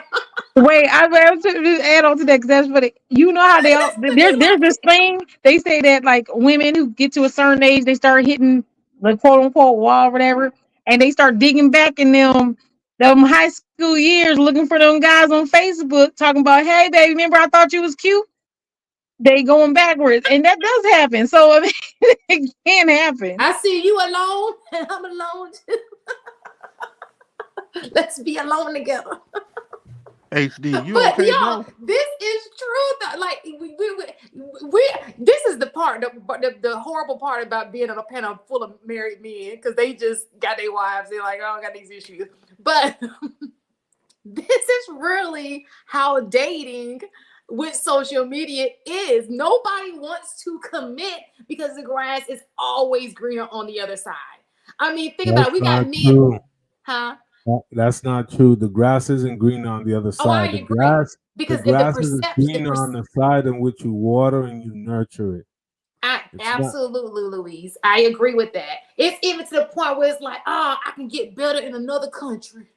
You gonna, and I'm not knocking it. If that's what you want to do and you want to go wherever, go. So this is not me making a joke, but I'm just saying it even got to the point where it's like, oh, I'm about to go over there and get me, a baddie, and it's a chick right beside you. She love your dirty drawers, and in fact, she washing your dirty drawers right now while you on the internet trying to get with a chick you don't even speak the language. What are we doing? What are we doing? Like, the grass is, we live in we live in a world where the grass is greener on the other side at this point. Everybody feels like, oh, I can do better. I can do better. Yeah. I can get my money up.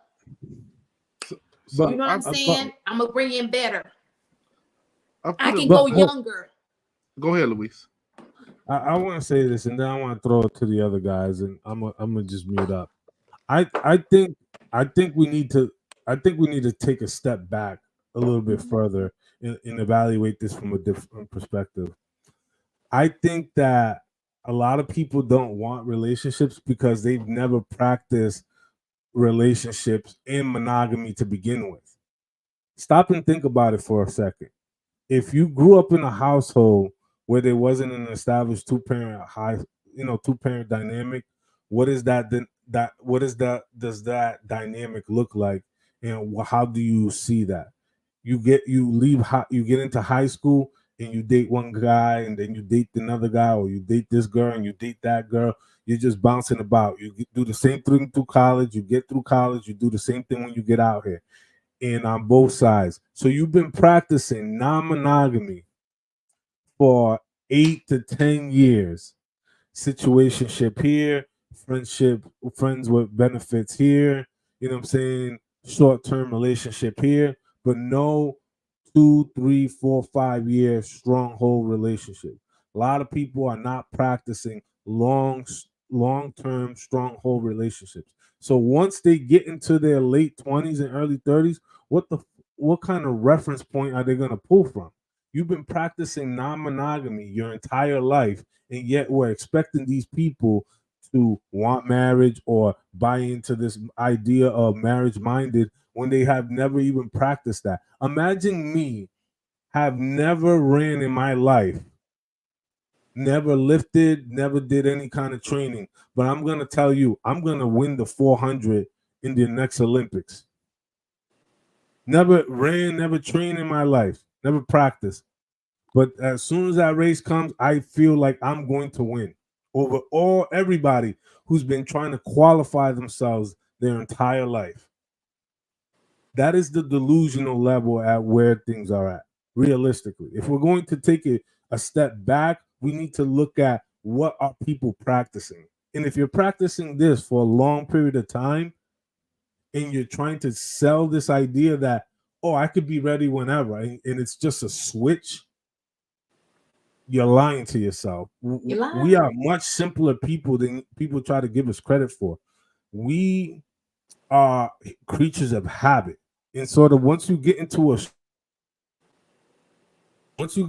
long-term habit, you have to do the things and the work to unbreak that kind of habit and get into a different routine. I don't see a lot of people doing that. And sort of why are we surprised that they're getting the results that they're getting? I agree. Everything that you had to say. I mean, I think that, like you said, for some people, even that, I get your point of the non-monogamy and people being able to switch between the two easily. But there's people who are non-monogamous and they still would stay with each other for long periods of time. Also, I think it's more of the fact that everyone just believes they're not. How about this? They're just not sure with themselves on what they want. And it's always the idea that they could find something better or do better consistently, always. And when you doubt yourself and doubt your own choices, how can you make good choices for yourself and other people? You're like, oh, I don't know. I could be with this person, but maybe I'm not sure. But look, he's over here. Maybe I could do that. And that little bit of I'm not sure is stopping you from committing. Yeah, It'll be a little bit of I'm not sure. And it's like, I don't like the way his feet smell in the night, and then I don't know if I can do that for 10 years. Like, come on, man. Like, just marry that man. Stop playing. It's time. It's time. People are not investing the time, right, to getting to know people, to have conversations. I keep saying this every single weekend and every week. People are not having honest conversations. People are not having honest conversations about their likes, their interests. People are much more picky about the places that they go and eat and the food that they elect to choose off the menu than they are about the people that they elect to sleep with and procreate with. Yes. That's where we are at this moment. And sort of I had a conversation earlier today where a woman said, this was on Clubhouse, and a woman said, but I don't feel comfortable with telling him. I'm like, so why the hell do you feel comfortable with fucking him, but you can't feel comfortable with telling them about the most deepest, intimate, uncomfortabilities or insecurities about you at Ain't it that moment? backwards? That's some backwards stuff. It's backwards. It's crazy. Miss Polly, you at work? Marcus, let me Yeah, get you in. Let yeah. I saw somebody bring in the terminal, like the what the I hope you got headphones on. real fast. And I want to add something, Marcus. You can go, okay? I also want to say that I think that people don't want the responsibility, the commitment to say, I want to be responsible for you. You are responsible for me. Nobody wants the responsibility. But go ahead, Marcus. All right, come back to me. Y'all come back to me. I had stepped away to help my daughter for a second. Yeah. Okay, go ahead, HD. Well, HDAP. I agree that commitment is a major issue for people. We live in a society where everything is a la carte. You can subscribe to everything or unsubscribe to everything. You can buy everything or not buy everything. You can literally do anything that you want all the time. And it's even trickled down to even how we raise children now. They have everything at their hands and their fingertips from a young age. And then you wonder why they have short attention spans, or why they can't focus, or why they feel like they deserve more than what they should, because they've been given the world for a long time. And I think it is true. Some people are scared of responsibility. People are scared of making the wrong decision and stuff like that. Um, this is something that I've been learning lately, and I feel like, God's kind of like been dropping it in my spirit. And the thing that I feel like he's been showing me is that don't rush the process just because you're late to the party. And oftentimes, Ooh, the facts, sir. Facts. Go ahead. I just had to say. Ooh, Repeat that again, ooh. HD. Yes, sir. Yes, sir. don't rush the process because you're late to the party. And what that essentially saying is that oftentimes, as we keep getting up in age, or we feel like we done this and this, that, and the third, we're like, well, shoot, in 6 months to a year, somebody should be able to make that decision that you're supposed to have a lifetime with this person off of a 6 month to a year vetting process, right? Now, granted, can this work? Possibly. But in my opinion, this is one thing I learned from one of my pastors in marriage counseling. Why would you think that if you spent 20, oh, this is how it happened. So one of my pastors was like, how old are you? I was like, I'm 25. Um, and he said, how long have you been married? And I think it was like a year or so at this time. Yeah, I think it was like a year or so. And he was like, what makes you think that if you've been single for 25 years, that you'd be able to conquer marriage in a year or two? You have spent more time apart and doing your own thing than you have been together. So even though the process has started as you get married and you become one, you got to understand that you've been doing things separately your whole life. So it's going to take your whole life to begin to understand what it means to become one with this person, right? And I was like, all right, cool. And oftentimes when you're hearing relationships with or you're hearing conversations with women, like they're like, hey, I gotta hurry up and get this kid, or I gotta get this degree, I gotta get this, I gotta get that. And it's always a clock, because in all truth, you're gonna eventually be able to, you might miss the window if you don't actually get on top of things. But then again, if you get something and you get something that you want too soon, you're going to end up having more issues with the thing that's actually for you. So I tend to try to tell people now, after what I've been hearing for the last few years or whatnot, hey, listen, uh have more grace for yourself, and understand, like, yo, you might be late to the party, but don't be in such a rush to get to the finish line that you miss all the obstacles in your way as you continue to do these things. Like, listen to this person, Figure out who this person is. Try to do the best you can. Bring other people in the mix, that you may know or that, trust and this, that, and the third. And also understand, like, listen, you can make a good decision and it could still not work out for you. Are you okay with that potential outcome? You know, if you're okay with that, I think you should be okay. But the thing is that we hang everything on everything going well, that we feel like if anything goes wrong, we feel like life is going to be over. Listen, when I got divorced, I cried like a little girl. I'm not gonna lie to you. And it was a very real pain. And I didn't think that I would make it through that pain of dealing with that situation, right? But as I kept living, as I kept fighting and I kept going forward, I realized, well, dang, I didn't went literally from the bottom. And now I can honestly say, I say, yo, like as you continue to keep going, it might not be the best, but it can get better if you should choose to continue to move in the right direction and be around people that, care about you and that's willing to work with you. You're going to take losses, you're going to fail, and be okay with knowing that if you have been taken care of up until this point, and if you believe in God, He carried you up until this point, there might be a possibility He might continue to carry you further. So I try to encourage people to be like, hey, listen, you know, it only gets better if you continue to get up. And then I think that people would have better chances in relationships if they stop making it so serious.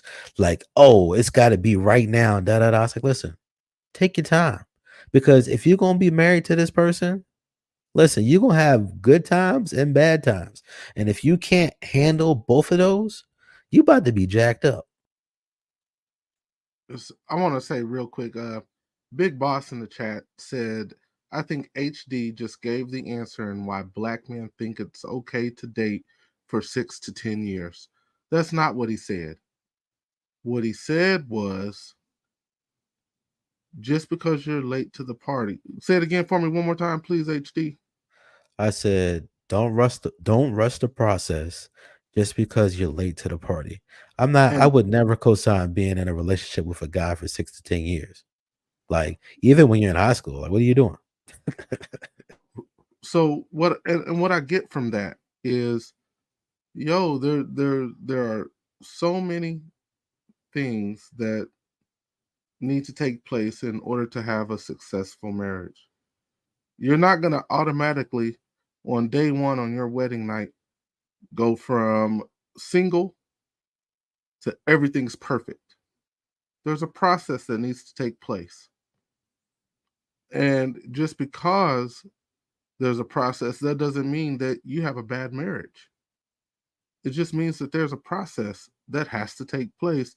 And I think he stated it perfectly. You were single for HD at that time. He was single for 24, 25 years. So you go from living that particular life to living a life with someone, you're not going to have it all figured out. So I think he made his point very, very clear. And I don't think at any point did I hear HD suggest that men and women get in 6 to 10 year relationships and waste each other's time. I don't believe I heard that. And if you were saying that, HD, you can feel free to correct me. No, I wasn't at all. Like, if you decide to marry somebody in 6 months to a year, you're taking a risk. If you decide to be in a relationship with a guy for 6 years, you're taking a risk. I've heard stories of people being in relationships for 10 years and they eventually got married. I've heard people have been in a relationship for 4 years, 5 years, 6 years. The the reality is if people aren't comfortable to be in said relationship or make said decision, they're not going to make it. It don't matter how long you wait, it don't matter what you do. If this person does not want to make that decision, he's not or she's not going to make it. There's nothing you're gonna do about it. If he don't want to marry you, he don't want to marry you. If she don't want to talk to you, she not does not want to talk to you. So I think too many times we focus on the people who don't really want us, and sometimes it's hard to like really figure out because people will show flashes that they want you. and you'll take the flashes as being gold, right? And then you'll start trying to invest in people that you probably shouldn't, but you would only truly know the validity if you should do that or not over time. So I think that that's why I said we don't give ourselves enough grace to like take the time and process. Like if you're seeing red flags, like pay attention to them. But don't be like, all right, red flag, I'm about to leave unless it's like egregious. Like try to study and learn. Like, because the thing is, it's also something I learned just because you might not be able to be in a relationship with this person doesn't mean you can't enjoy a good conversation or actually learn about this person. Like, I can listen to a person and start talking to them and being like, oh, I don't think this is about to go too far, but I'm still going to have a cordial conversation because, like, you never know what that conversation did for that person and how that carries over into the next conversation. Because if all the conversations that women have with men is just extremely like rah, rah, rah, rah, rah, rah, and they're not coming to conversations with men that can actually like have a legitimate conversation that isn't like full of strife and anger and stuff like that. Like we always talk about all these problems that we have, but we can't even be nice to each other. We can't even be like, "Hey, how you doing?" "Oh, okay. I'm not for you." "Okay, well, I apologize for, talking to you this long, but take it easy, enjoy the rest of your day." Like many times, if you just were kind to each other, we'd probably have a lot more better results. I think that the issue is not necessarily, I think that the issue comes, well, a little bit of both, but the issue comes when the person who knows that they don't want to do it is not honest about it. Just not straightforward about it. Does that make sense? And that's both women and men alike. Well, that kind of brings up my point of what I wanted to talk about earlier, which is a lot of the damage between men and women happens because we don't have the same perspective on things. Like how we feel like we should be able to argue with women and vice versa, these are going to cause a lot of growing pains in a relationship. If a man wants to be able to talk as directly and as recklessly as he would with any of his fellas, but he don't know that's much of an issue when he talks to you because he just genuinely doesn't care. When you're trying to express your emotions and try to get your point across to him, you're going to continue to miss each other because the way that you fundamentally feel free in your communication, the other person doesn't necessarily care about yet. So y'all end up damaging each other because of your perspective and your preference of speech. And then you take it personal, and now you be like, "Oh, the guys, they don't never talk to us nice or anything like that." It's not that they don't talk to you nice, it's just that he's comfortable talking like this, and it's like a little rough, but you have a much lighter approach to your conversation. So it's just like that's why I say you should definitely take more time to understand more about the opposite sex. Like, I think women should spend more time learning about men, and men should spend more time learning about women and understanding, like, yo, like, I might think she's saying this, but she's actually saying this, kind of sort of. Anybody else wanted to add for what A she was saying? I mean, I absolutely agree, but I still think the number one reason is people just not trying to be honest. I think everybody's selfish. Everybody's out for themselves. You know, when you are in a relationship, it should be about the union, right? You commit to the relationship. And it's a lot of people who just not, they don't commit to their jobs, they don't commit to their families, they don't commit to the relationship. They have committal, they have problems all across the board. So so She ain't committed. so Shan, first I want to say tonight I'm not here to beat up the women. Tonight I'm actually trying to be a bit more honest from my perspective. And I will say men are probably the most selfless beings on the planet. And I would also add that I think women, for the most part, are selfish by nature. I think men are we are just giving creatures. I really believe that. Now y'all are nurture the shit out of somebody, but I think it's mostly for whatever selfish reason you have in your head. Now, something that I've been thinking about, and it's going to kind of go along on this point, and I would like to hear Marcus's point of view on it. If I'm barking up the right tree on this, men are held accountable. We are simply held accountable for every action.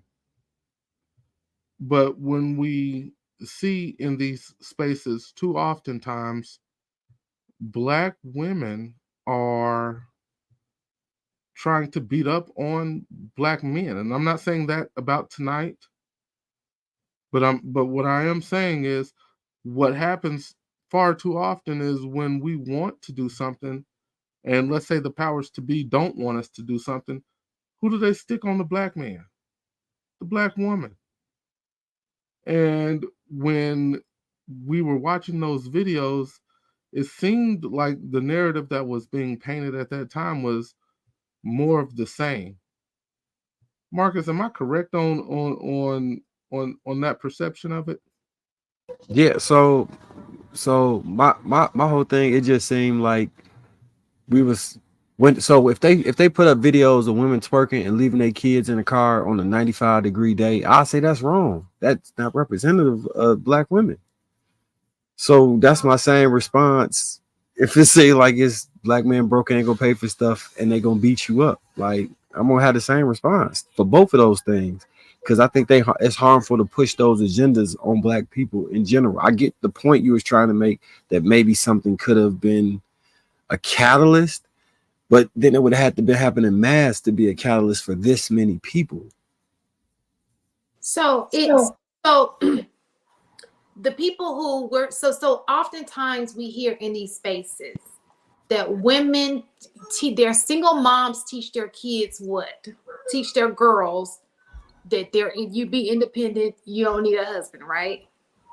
So I was going back to say, well, what caused these older people to believe that? If we feel like many women have been taught this, what causes the mother or the grandmother to even have that in her mind?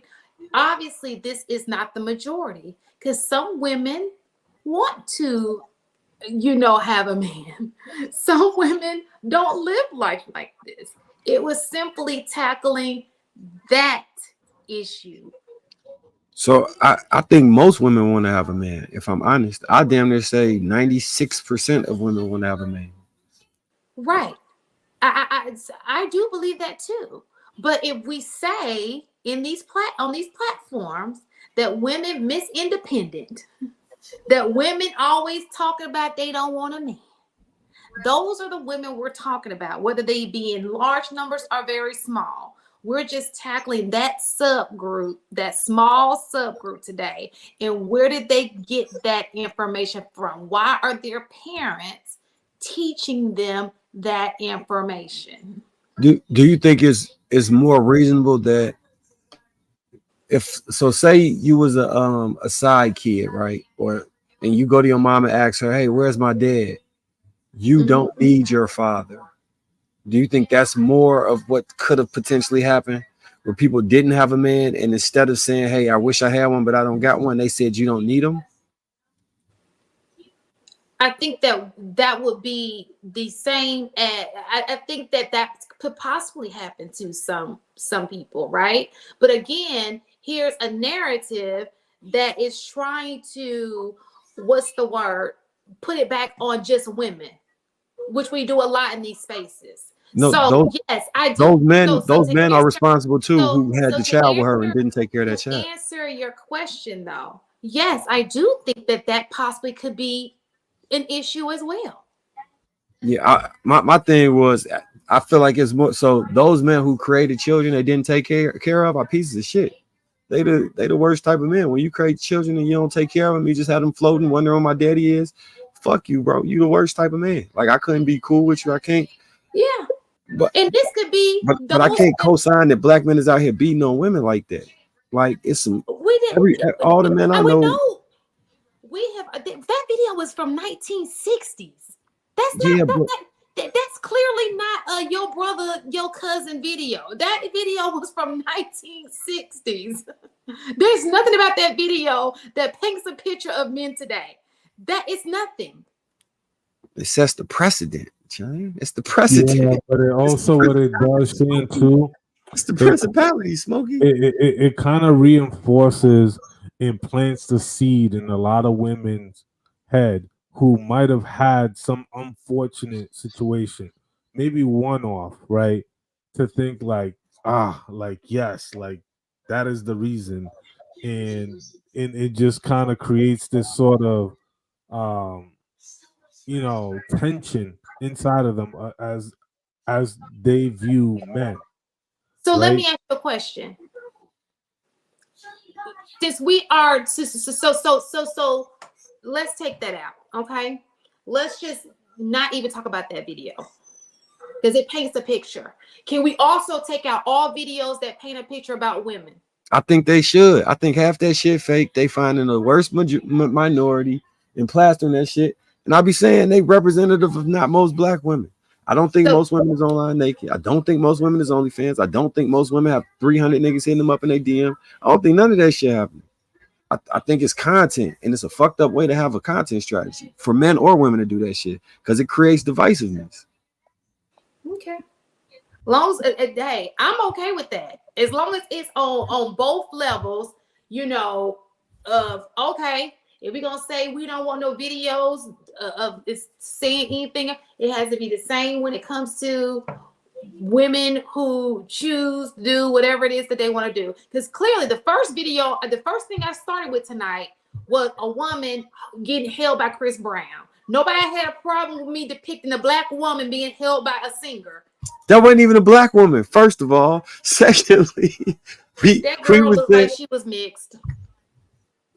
She all right. That's been plastered One all drop, over. one drop, one drop. All right, yeah. I give you that. I give you that. Issue with that. All right, no, and I give you that. But I didn't select that. So maybe exactly. I didn't see where you was going with this. You picked them. I'm looking at like, all right. If you would have been like, if you would have said all women, or this is the reason why men ain't getting married, I would have been like, no, that's not true. That's her. Dude should have left her and then found a better woman. You didn't paint that picture when you showed. You said whatever you said. You didn't put that on all the women as the reason why something is going on. You just said, do you think this is justified? If you ask a different question, you get a different answer. Listen, I didn't put that on all men because I clearly said. No, it wasn't no man. You put the thought that this could be the reason why these women taught their daughters to be independent. When I'm saying if that is a reason, it's a minute reason, and it's a whole lot of other because in order for that to be the reason, that would mean that most black men was beating their women, and all of their offspring that say I don't need a man now are descendants of black men being Mr. from Color Purple. I don't think that's personally true. I wasn't there back then. If you could provide me with anecdote, if you could provide me with evidence, I'd be like, man, that's really fucked up, and I apologize. But I can't just ride off the just sentiment like, yeah, he said it, so they've been. So do you think that? So do you think that? So we don't know, right? Just like you said, Color Purple. We don't know what that's an Alex Haley book, right? We don't know that if that took place or if it didn't. We don't know that. Okay. All I did was I took a real documentary that was done at a time that I was not born, and I put a man saying this about whatever. And I put it on there. It wasn't a woman who said it. It was a man during that time. During a time which we don't know what was going on, but he knew because he was there. Okay. And I'm not trying. So Shannon, this is my point. Hold on. This is my point. I get what you're not trying to do, but let me just paint this picture for you. If somebody 35 years from now pull up one of the red pill men talking about how all the women are whores, and all the women are fucking everybody, and they add that clip to a documentary, would you not be like, that's crazy? That was not what was happening in 2020. Look, absolutely. But what I'm saying is, what is happening is at some point we decided that one parent household was better than two, and so all we're doing is having a discussion. That? somebody decided that. And so because we don't know these people, we're just pulling puzzles together to try to figure out why, right? It's just talking about a subgroup of people. But Shan, hold on. We got to back that train up a little bit, man. I think you're tripping over your feet. Let's look no further than the family court. When the majority of cases, when parents are brought, who has the majority of the leverage? Who has The woman? Okay, you know what I'm saying? It's always looked at that on that skewed. It's not like this is a capable and competent parent. This is a capable and competent parent. It's always skewed to one side. So Absolutely.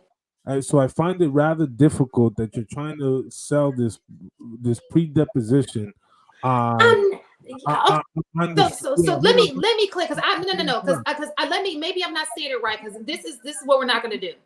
When I come on this show, I have tight topics, right? I very seldom talk about men. Very seldom. I get on women all the time. I tell women to keep their legs closed. Stop being out in the street. Stop being over sexualized. The one topic, and again, we're not saying all men. I have clearly said I don't believe this. My dad was not like this. I don't come from this, right? All I'm saying is there are a group of people. We don't know what happened to make them think the way they do. Let's dig deep and see why these people feel the way they do. But that's the problem.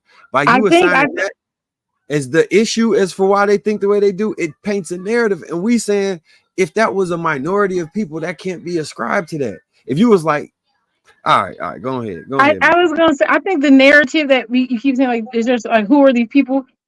I think it's not even just the people. It could be the government. We could say whatever. I'm not trying to go down that road, but whatever. There is benefits that a woman will get by herself in a house with children, that she is better off financially. And that you can cry about it and say it's not true, but these are numbers. You will do better without a man in your home who's not providing up to a certain amount by yourself. That transaction is there, and it's that the proof is the money. Because it's just like you said, people will have Section 8, they'll have a man there, but they won't be claiming them. The benefits of not having two-parent homes is that they get funds into the home, right? And they don't have to do anything with it. Not saying it's right or wrong. They don't have to do anything for these funds other than have children. So you're asking, what are the benefits of having a one-parent home? There are benefits. The benefits to the one who has the children at the house. There are benefits. So what about women who don't qualify for welfare? I gotta say that. So if you're working, if you're working, you still will get help. Damsel in distress. Let's just be honest about it. You will still get benefits more than being with someone else. You will. And I apologize for bringing the video up. I would not, because I don't want to. For whatever reason, a 1960 video is painting. I guess I can't bring up nothing that got nothing to do with no crime, no nothing. But y'all better not ever say nothing about Black women again on this shit. Wait, where have you ever heard? Hold on, Shan. When have you ever heard me pile on Black women? Ever? No. But you ain't never stopped it either. You'll say something good, but you ain't never stopped it the way you stopped it. Oh, but the narrative. You'll be like, oh, I don't believe everybody. No, this is what you do. You'll be like, I don't believe that's true. Y'all need to This right here was like, no, but you painting a narrative about the whole generation of Black people, even though we clearly said it was a small group. Matter of fact, hold on. I'm just saying, I don't like the way this is going. Petition. Okay, AP, can I ask you a question? You watch This Might Be Risky, right? Yep. I was actually about to mention, I was gonna say, so Shan, here's a huge difference that what happens, because I've actually seen Marcus actually pretty much pull a whole show to a halt and say, what the hell are y'all talking about? This is complete trash. This is not Black women. But when you got a panel of 7 other men that are in unity, punching back, Like all Listen, you can do is be like, you know what? Y'all are wrong. Okay.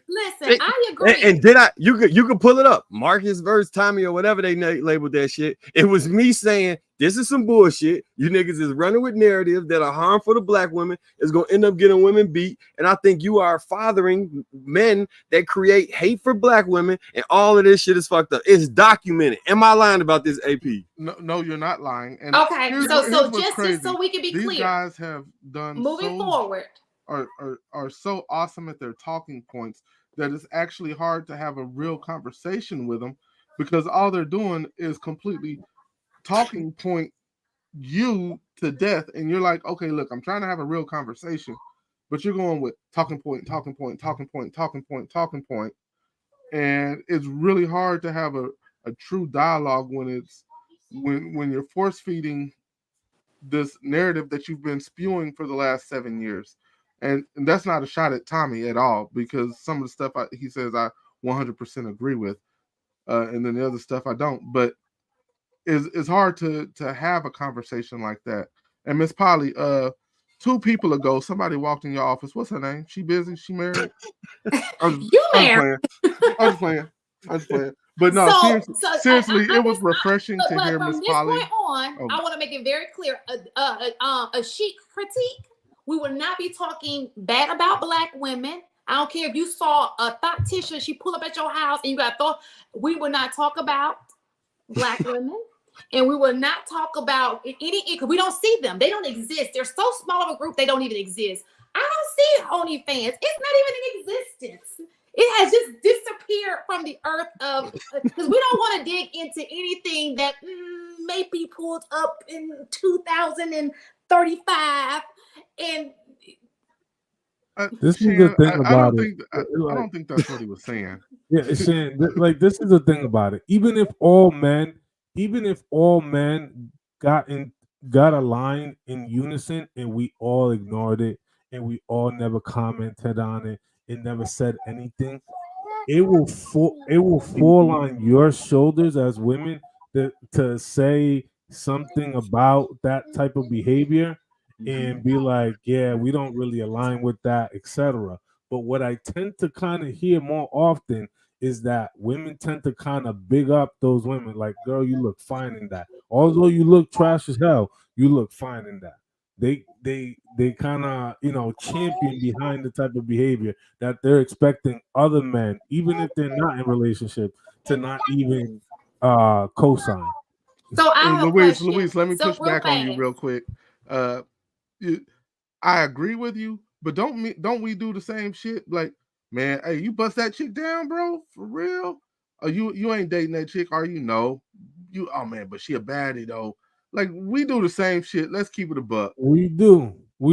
I think it's universal on both sides, to be honest with you. But I was only responding back to the comment that she made. You know what I'm saying? But I do get what you're saying, and I do agree. I think it's both sides, and you laid out a classic example. But I think in that moment, I was just kind of making a meta critique in terms of like how it's viewed and how does that show up. Fair point. Don't talk about black women on the show no more. That's how y'all don't do ratchet shit. We won't talk about you. Listen. We want to talk about. Let me. So are we saying that black men got their shit together? All of them. Yes. Beat the truth. Taking this all the way to the extreme. I just said don't paint back. All I said was don't paint black men as abusers. How hard is that? That's like not. That's all I said. I didn't say you can't talk about them, don't discuss it. I just said, look, don't make it seem like black women told their kids to be independent because black men was beating them and wouldn't pay for nothing. That's crazy, Shan. You gotta admit. First of all, you're taking my words and you are using it. That's not what I said. So look, all right. So do you know what curation? Black men, listen. Black men is making it seem like I said all black men, and that's not what I said.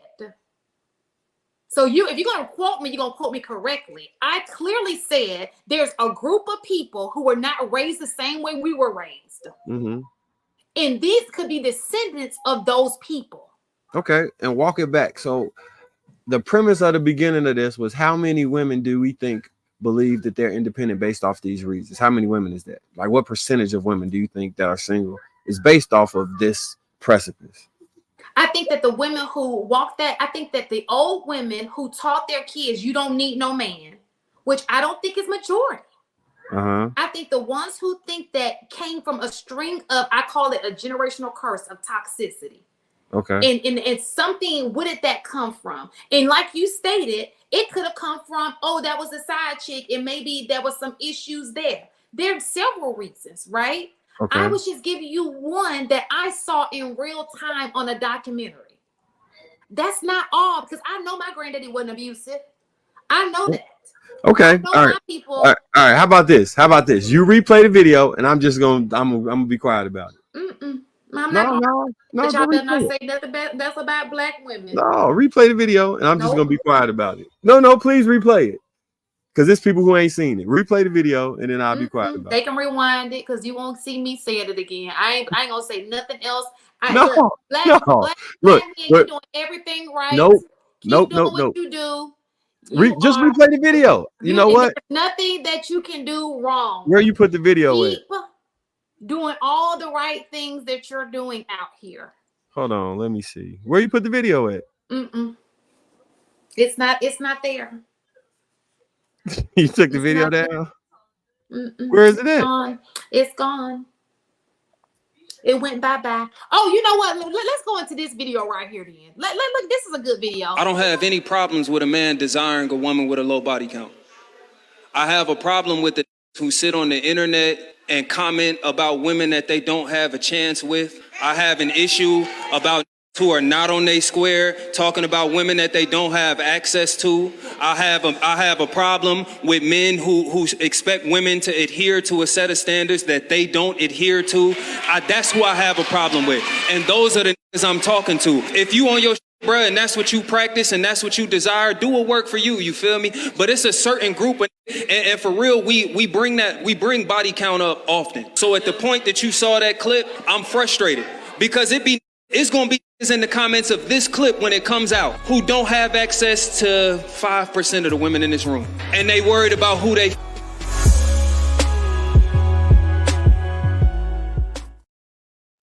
We're just changing the subject. I don't even want to talk about the old stuff now, but we're gonna talk about new stuff. 2024 stuff, not 1964 stuff.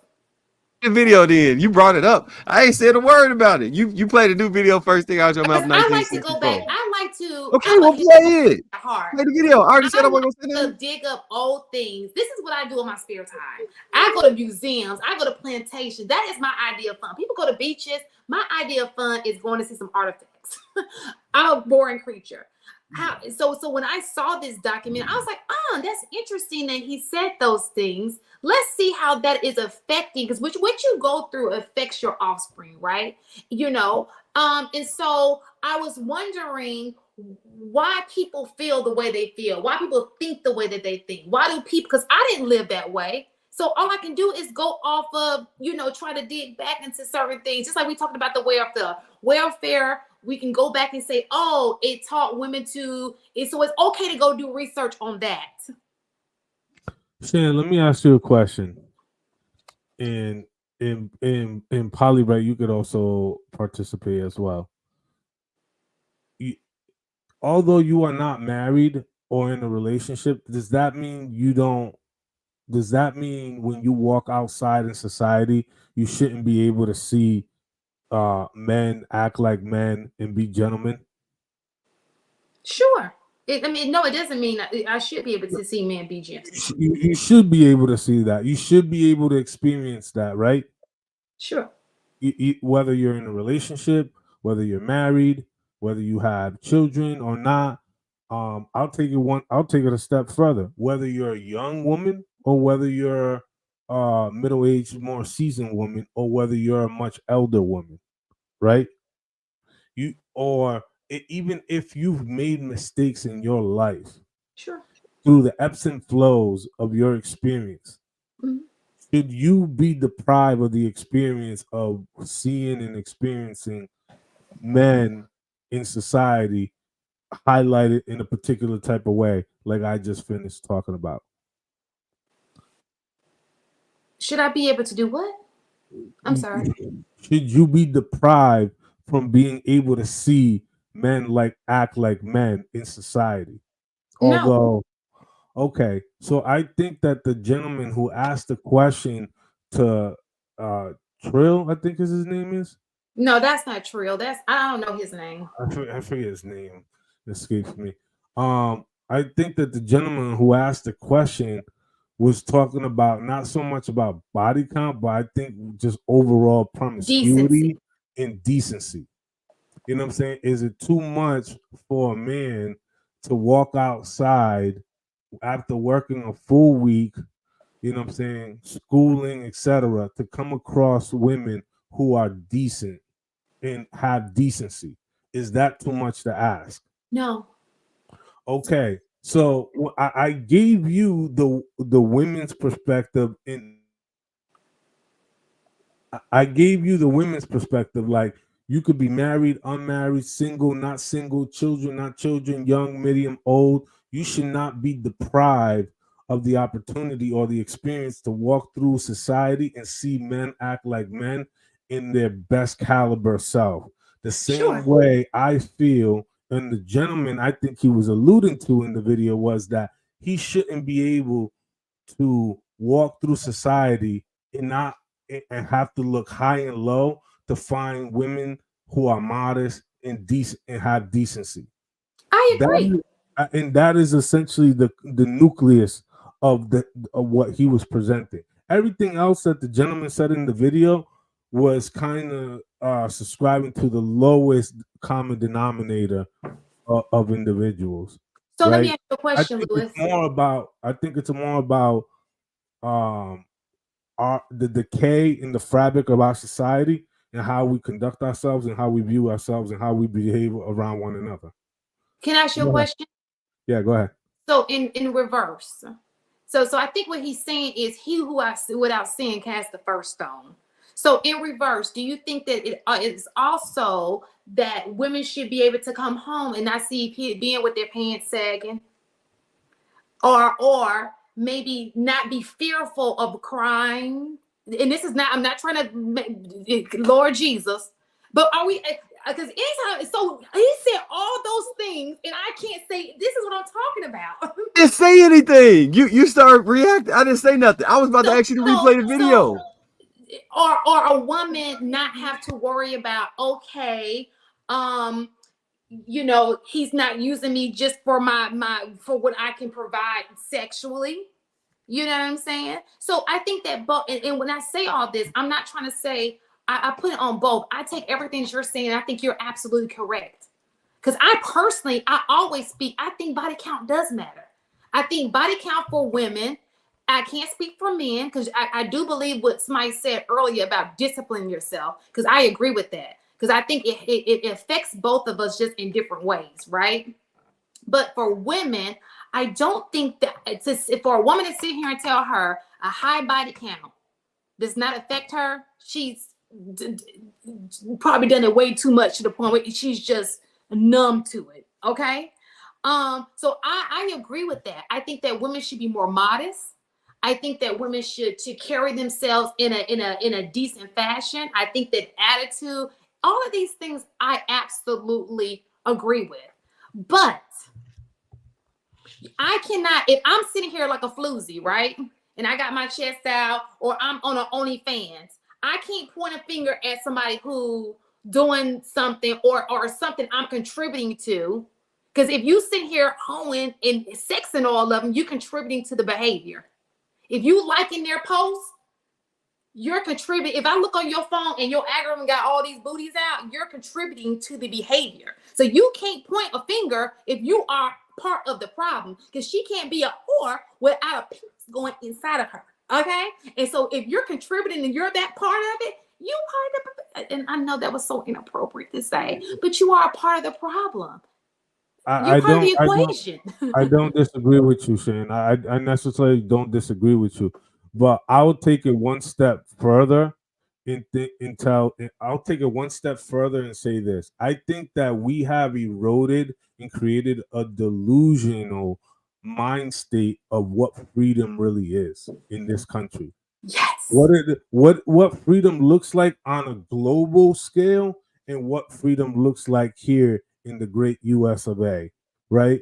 You know what I'm saying? You have the freedom to charter your life, go to school, educate yourself, read. You have access to It's libraries, taken too far. resources. You know what I'm saying? You could uproot and relocate yourself to whatever state, city you want to live in. You could vote for who you feel is the best candidate for you, your family, and your community. That is a level of freedom that you could take pride of and get behind.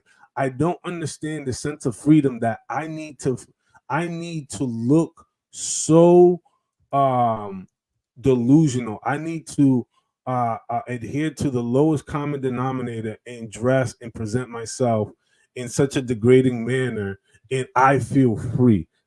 How the hell is that freedom?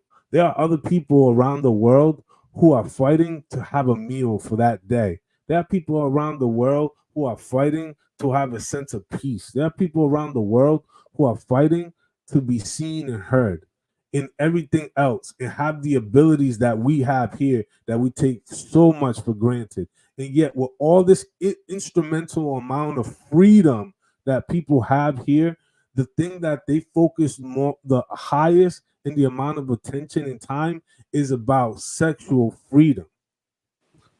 How much fucking are you doing in a 24-hour that you have to consume yourself with that particular subject matter? Absolutely. You know what I'm saying? Like you have the freedom for everything else, from to eat whatever you want, whenever you want, drink wherever you want. You could go use the bathroom. There's no signs that says this is only for whites or this is only for blacks or this is only specific for this. There is this instrumental freedom, but you know what happens when you have that amount of freedom? It comes with responsibility. And unfortunately, we have too many people today in our society who have too much freedom and very little responsibility, very little accountability. And this is what's creating everything on a delusional scale. I agree. Okay, Everything is so I want to make four. I don't know if they're going to be quick points, but 4 points. First of all, Miss Polly, working out. You're looking phenomenal, ma'am. Stay at it. Don't stop. Like I'm you about to start literally, working out too, Polly. you look great. Um, I appreciate it. Yeah, I appreciate it. But I will say I had gained a new partner in the last year, and he don't play about the gym. Let's just Girl, put it that listen, way. let me go. I need to be going to I Miss can't get Polly. past Where point in the one. hell do you live, Miss Polly? How many partners What you saying? how many Wow. partners do you have right now, Miss We Polly? should have been talking about the polygamy today. We, No, we need to Um, we I'm need to get too. together so It we can takes have that one is enough conversation, for Miss me. Polly. How many We how many partners do you have, Miss Polly? I have 3 partners right now.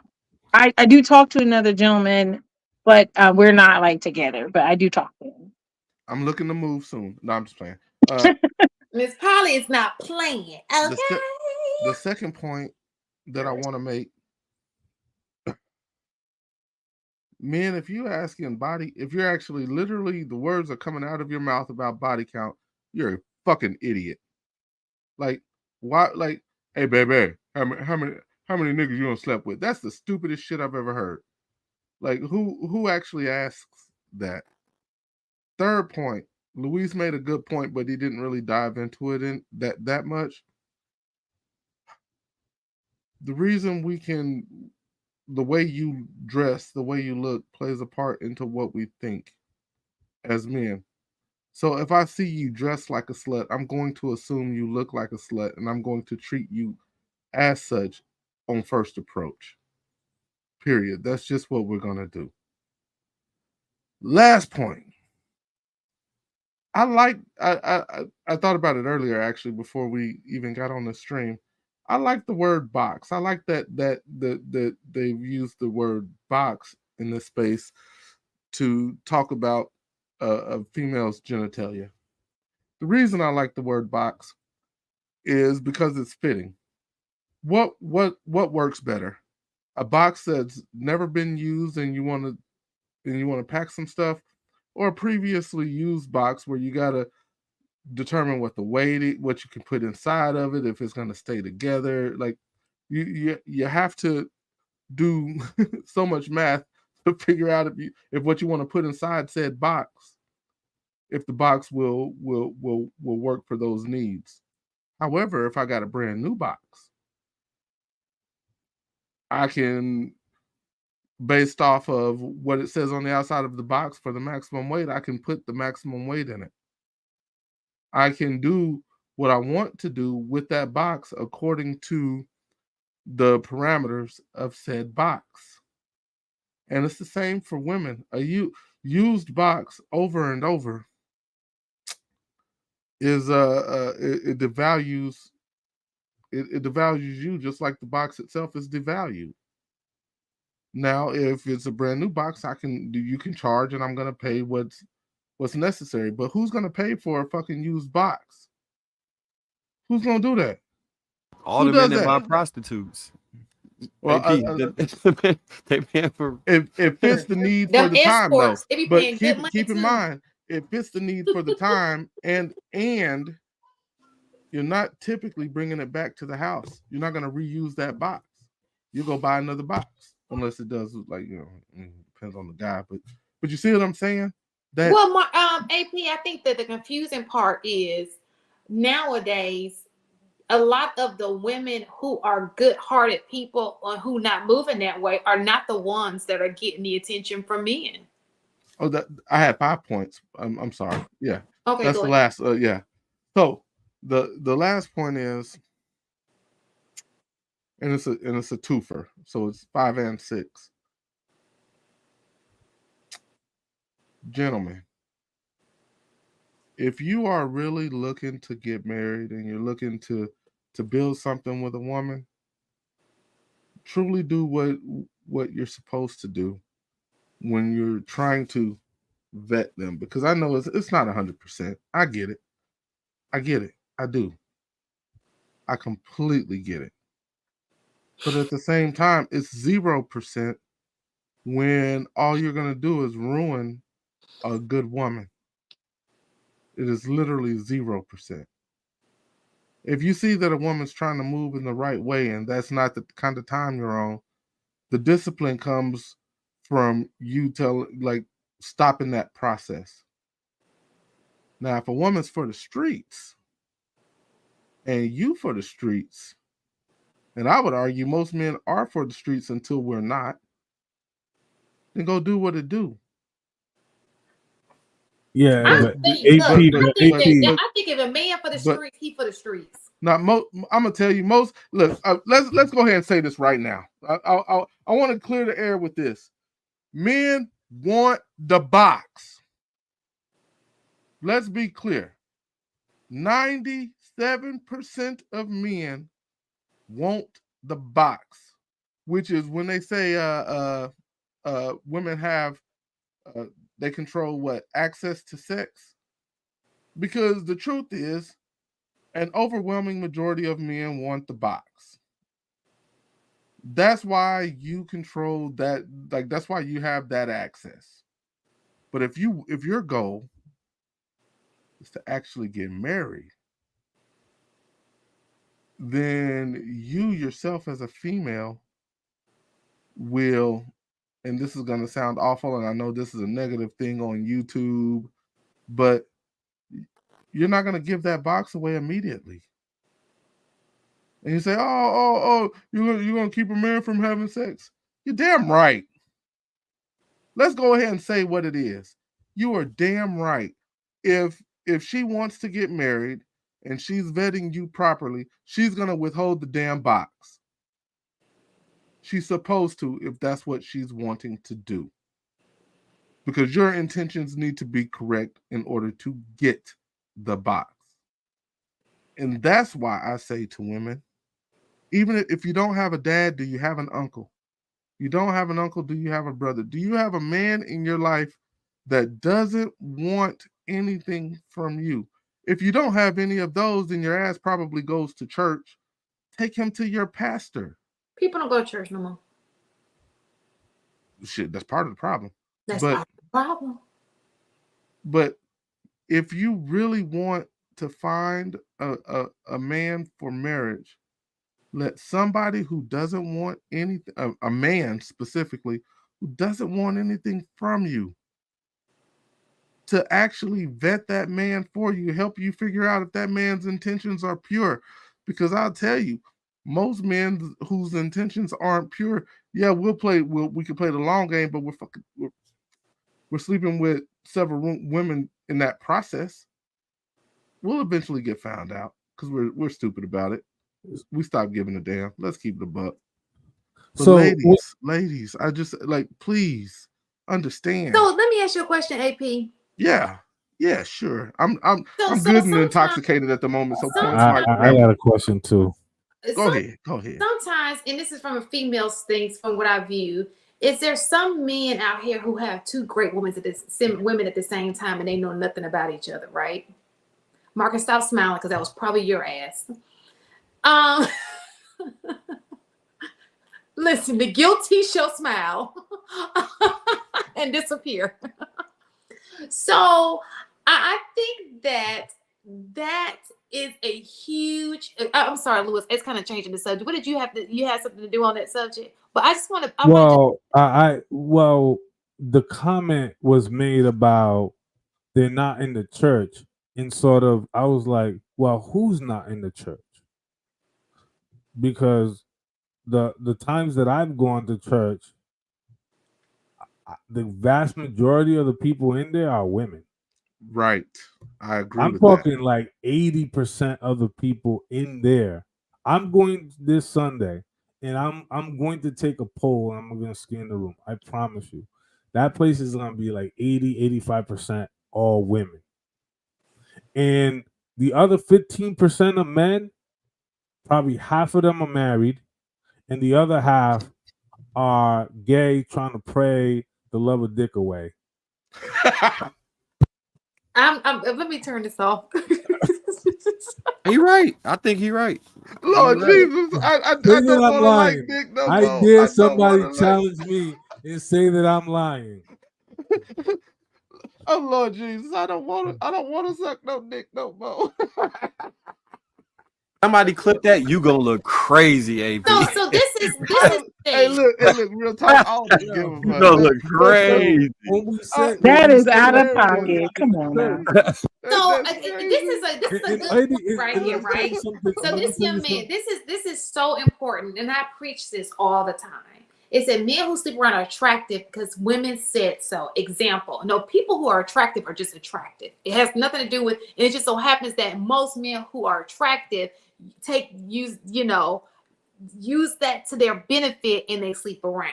Okay, women like men that women can get. Not excuse, let me say that back. I rewind.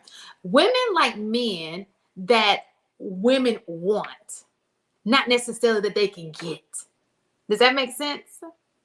You want it's kind of like the man wanting a woman who is like, oh, I got this woman, but nobody has access to her.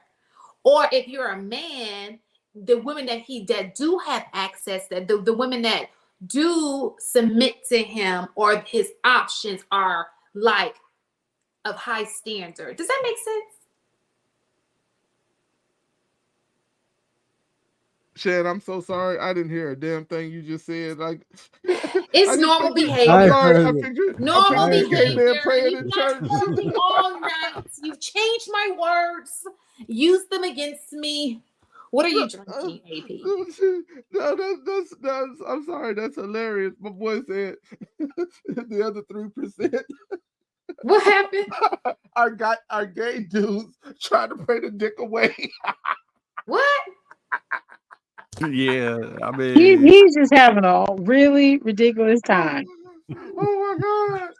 Okay. Ain't wrong though. Ain't wrong. It's funny because I've seen it. I'm delivered. That's not just a one-off. I'm delivered, dude. That ain't no one-off.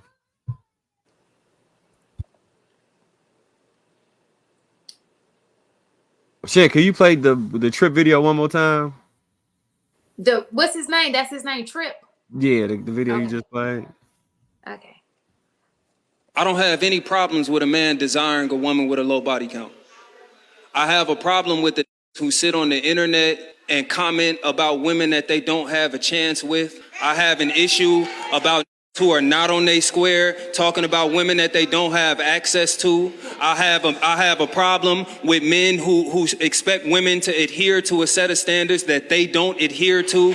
That's who I have a problem with. And those are the niggas I'm talking to. If you on your bruh, and that's what you practice and that's what you desire, do what work for you, you feel me? But it's a certain group of, and for real, we bring body count up often. So at the point that you saw that clip, I'm frustrated because it's gonna be in the comments of this clip when it comes out who don't have access to 5% of the women in this room, and they worried about who they.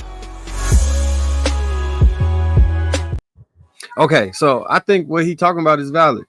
It's a lot of men who it come off as righteous anger, but really it's like they sneak dissing and hating because they actually want those women that they like attacking and saying all this terrible stuff about and calling them all these hoes. Because why do they matter if you don't want them? Like it don't really make sense. I get exactly Why what is you're such a saying. vocal point for a focus in your life? If Because they want those women, they can't get them, and they just shaming them, trying to lower their self-esteem or whatever, so that they'll eventually date them or that they'll become an option. Or Can I it never look gonna be no option. They just want to make them feel as bad as the women make them feel by not choosing them.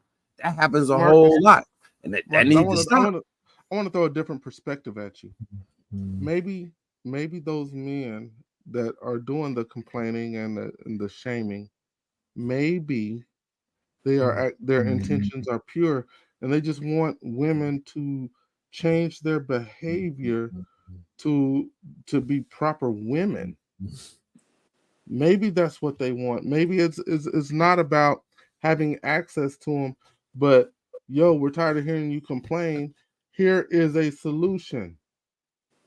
Here is the solution. Let me ask you a Stop question, moving AP. the way you're moving. Let me ask you, AP.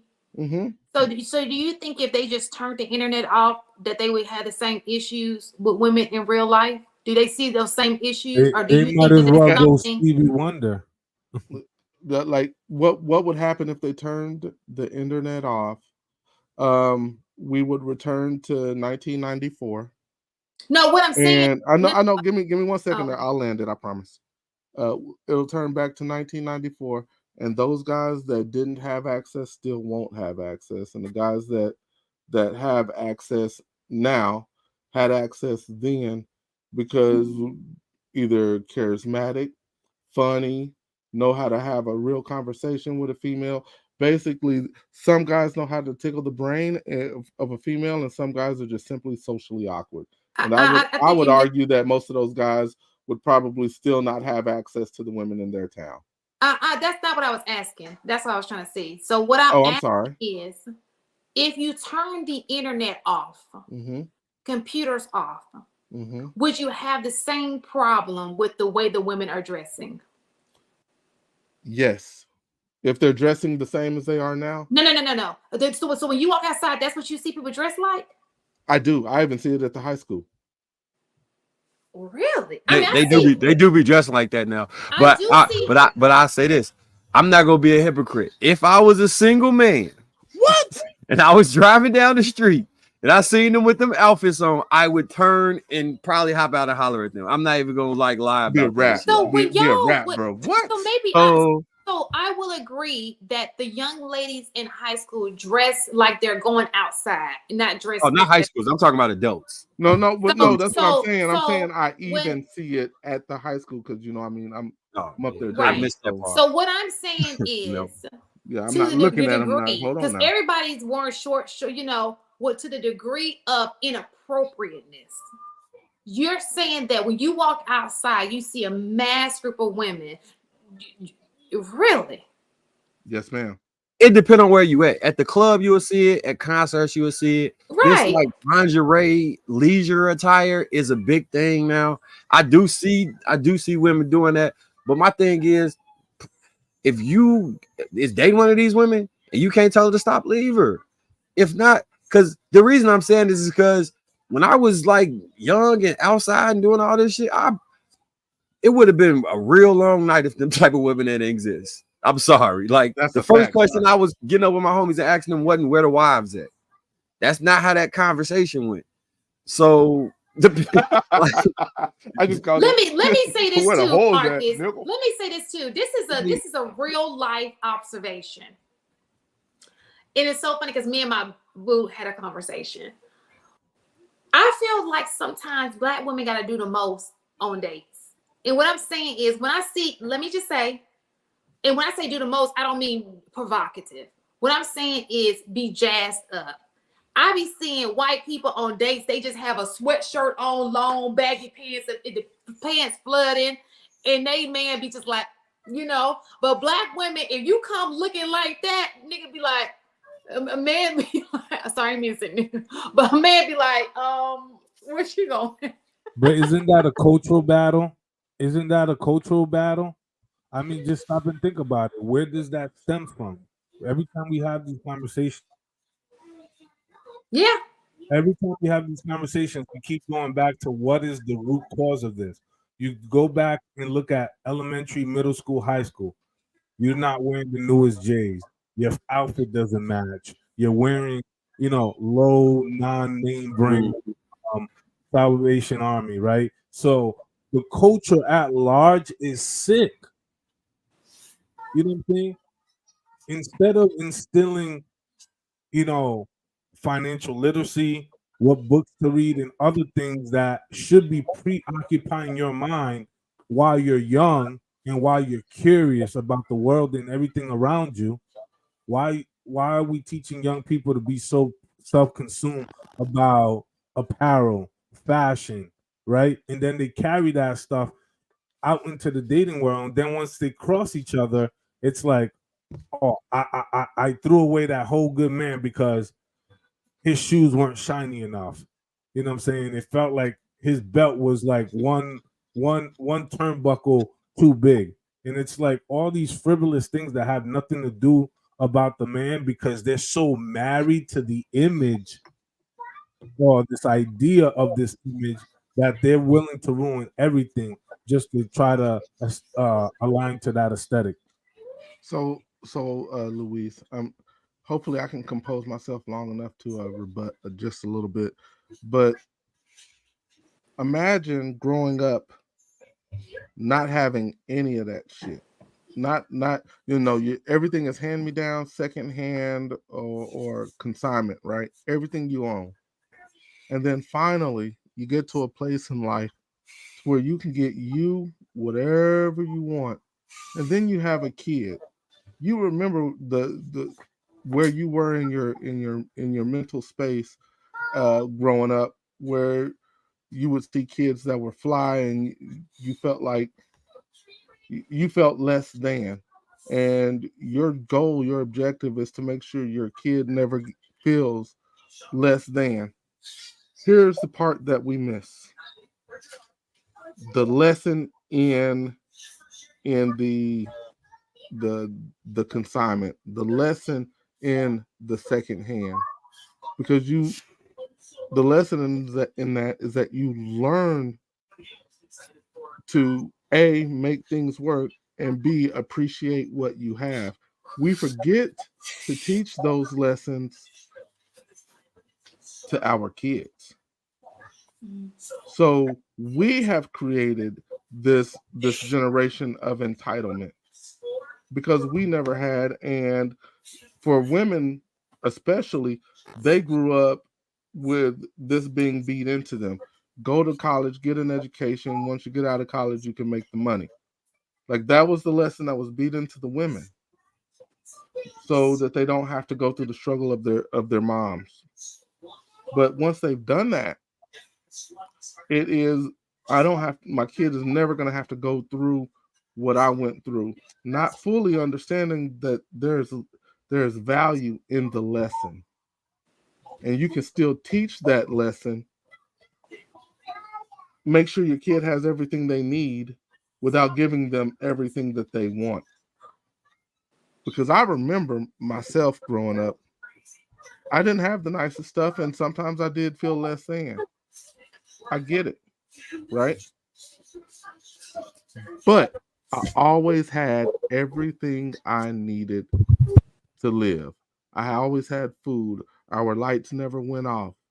You know, I always had a roof over my head, which is, there are a lot of kids that can't say that. But we have forgotten to teach the lessons that came along with that struggle. And I'll end there. So is it that the parents have gotten lazy essentially? I worked my ass off to give all these things and all these opportunities to my child because I never had them, but I never taught them the lesson of what I had to go through in the hardships, in the tough times, and the hand me downs and everything in order to put myself in this position. So like that, they don't have to go through those hardships, right? And that's fine. But without the lesson and the conversations and showing and juxtaposing, they're going to take that for granted. Like if that's a standard for life, not understanding that they had it tough, and then their parents before them had it tough, and then their grandparents before them had it even tougher. You know what I'm saying? I do. And I just want to piggyback off of that real quick with one last anecdotal story for the night. When my son first moved here, it was about 9 o'clock at night. He and I, we drove down to the store, and this guy rode up on a bicycle. Keep in mind, we came from a place where every family was making $50,000 a year or more in a place that where the cost of living was low. At $50,000 in a place where the cost of living is low, you can live pretty solidly. He himself had never seen a grown man riding a bike out of necessity. Instead of mocking the guy, making fun of the guy, or simply saying, I don't know, I took the time out to actually explain some of the things that he would see and explain why it's important that he does what I'm asking him to do, because these are real life situations that people come across. And I actually took that time to teach that to him. And he actually still remembers that story to this day. He was like 7, 8, maybe.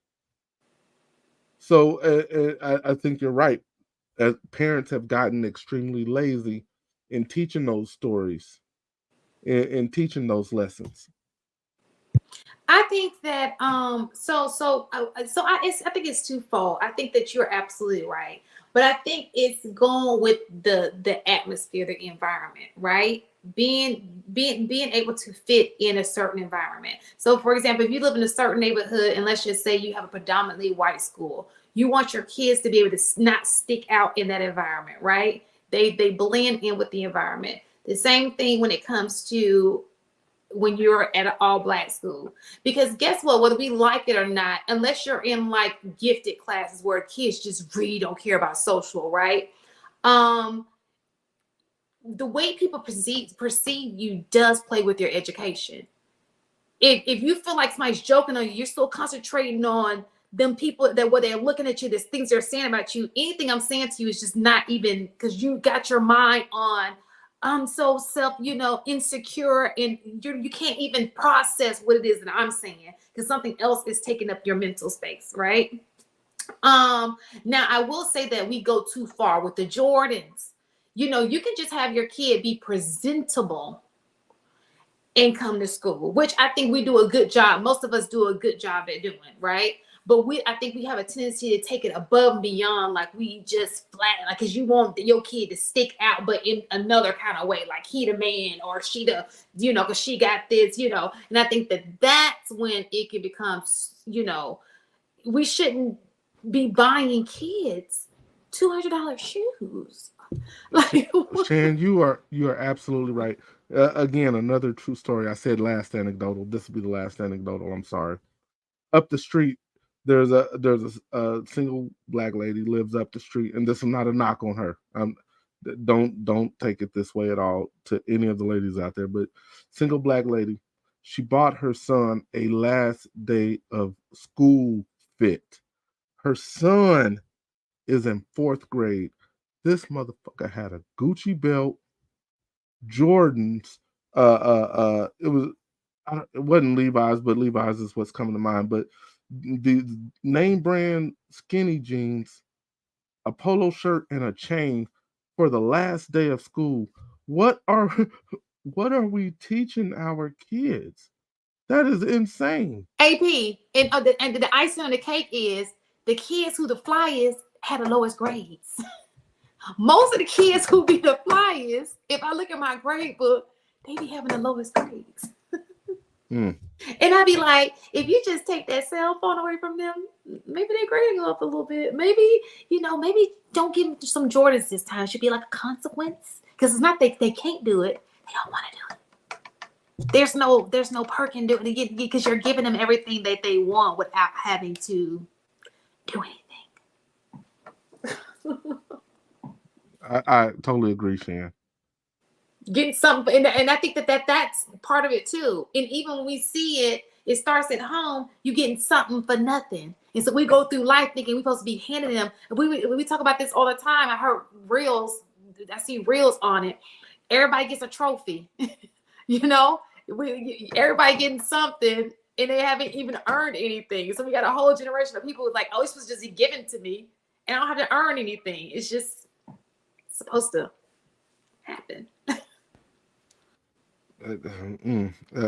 Let's just say I agree, and this sense of entitlement is getting worse. It's truly getting worse.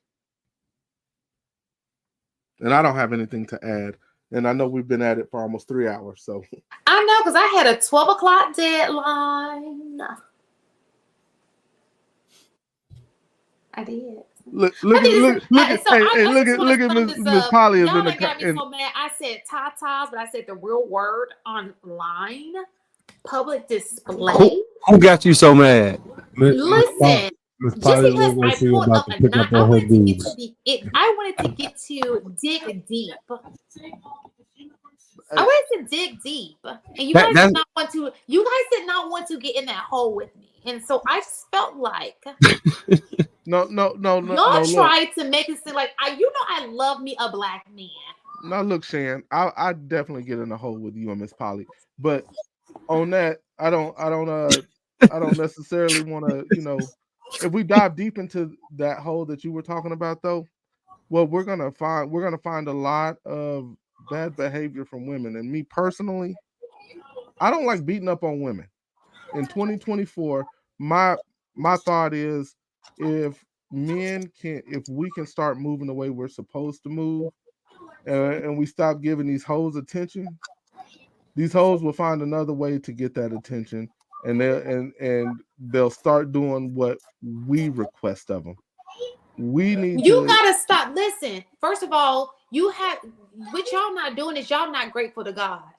Y'all not grateful to God because these women who are these earths are showing y'all that y'all are horrible. But y'all keep trying to change them into something that they are not.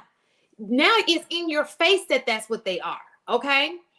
And you keep trying to dodge that red flag because you feel like you can paint that red flag pink and white. She's telling you what she is. So when you marry her and she go back to whoredom, you can't blame nobody but yourself because that's where you met her at. In the kingdom of whoredom. I definitely don't disagree with you on that, Shan, which is why I promote men moving in the right way and making women adjust. If we stand on our square, women, we all know the women's favorite currency. What is their favorite currency? Attention.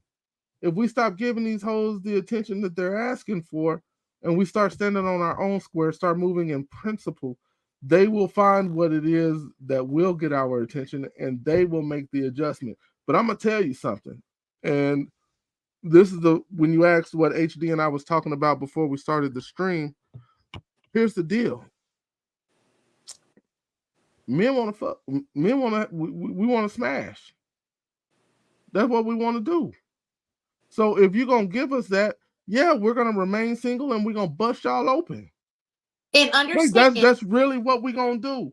But my thought is, this is just my personal take. Since I already know we're gonna do that, why the hell do we get online and complain about chicks that's acting that way? Like that's the crazy thing to me. Like That's crazy. You know why they doing it though. It's like I guess it's like basically like now that you want to settle down, you can't find what you're looking for because you want the one that didn't give herself away, does all these things, and there's so many people doing the same thing to everybody. There's not a lot of women like that left. So at this point, it's like you feel like you don't. So now you're going to complain about it. It's the only thing you got left to do because you can't change it. You can't make a woman who got 20,000 bodies go back and get one. You can't. So at this point, what you gonna do? You might as well just suck it up. And I'm be honest. I mean, for me personally, the body count thing, I understand giving yourself to people more than once, like over and over again to different people. That is a lot of energy, give and exchange, all that stuff. But at the end of the day, if you are, really connecting with someone. You froze, Miss Polly. God put But on pause. let me jump in there for God you put since on you pause. froze. Part of it is a Okay, lot of sorry, y'all people. lost Oh, here me. she came back. And I'm not giving permission out here for no one lady either. Yeah, go ahead. All right, a lot We of didn't men hear don't what you actually. said, Polly. Let her. What she say? No, I just said I'm not giving permission for women just to bust it wide open for everybody either. 'Cause that's a lot. That's a lot. Okay, So I'm not saying bust it wide open every time you see somebody out here looking nice. Don't bust it wide open. That's not how it's supposed to be. So what? okay, Mark, go ahead. Okay, so oh, a lot of so I think that as much as we adults, I think that it's some juvenile understanding of sex and women's body too. Because I swear, it's some men that actually believe that by having sex with 5 people, she has no walls no more, and that's not how a vagina actually works. Like they'll be telling jokes about you could throw a tennis ball down it now, like that's not really how that works. Like, He makes a flying leap into the pool. what are you watching? Who is Sorry, that? I was All listening right. to you too, though. Good night. It's time for bed. I clicked it Good by night. mistake. Go ahead, Marcus. I was trying to It say was that, very important. I Go was trying ahead. to say that the single mom still, their vagina is still intact, but you cut me off with the what you call it. So, all right, if y'all want to believe you can throw a Listen, golf it ball, can be a intact. beach ball down the legs of somebody Listen, because they had multiple sex partners, continue believing it. Shan doesn't look, want look, you to look, look, look. understand. I can tell you this too, and men don't understand this about a woman who had several sex partners could have had several sex partners with the right. Oh, we don't care. All right. you stupid. I'm piggybacking off what you just said. A woman who had several sex partners could have had sex partners, several sex partners, the right sex partners. But what men don't understand is a woman can have one bad partner, one partner who can mess her whole area. That's real talk. Mm. Did you know that I think 100%? I wish I saw the physician in there. 100% of cervical cancers are because of HPV. 100%. Watch yourself, Now all it ladies. took is that one guy who gave it, whoever she dated, it could just be one man, but he dated several women before her, and she got it because she married or dated that one man. Watch yourselves, ladies. Protect yourselves, Marcus, stop ladies. taking yourself down. You get on my freaking nerves. I cannot stand That's you. I that's was listening messed to what you up. were That's saying. messed up. Why they gotta say that? They gotta be messed up like that. That's so not nice. What you mean? He just put himself down like there. I said that's not nice. You need to come back up. Child, let him stay down there. He been down there all the whole time since 9 o'clock. And that should be part of your vetting process, ladies. If you're gonna be sleeping with a dude, go to the clinic together. Well, they don't have a test for men to test them. It's just from having multiple partners. It's just testing because it doesn't affect men like it affects women. So they don't have a test for them. You'll only know you probably if you know. I believe there is actually. Man. I don't think for HPV for a man. Y'all get Oh, checked for HPV. I'm sorry. I'm sorry. I'm thinking HSV. You're right. You're right. You're right. Yeah. That's Yeah, on me. they say since it spread so widely spread, like every they say that every person has at least had it who's been sexually and active. That's how common it. So let's just say you are promiscuous. You were the man in the streets and you did get a virgin. She could still catch that from you because I'm you. so sorry.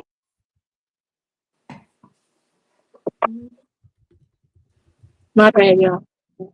They have a test for HPV for men? I don't think they do. Mm-mm. No, man.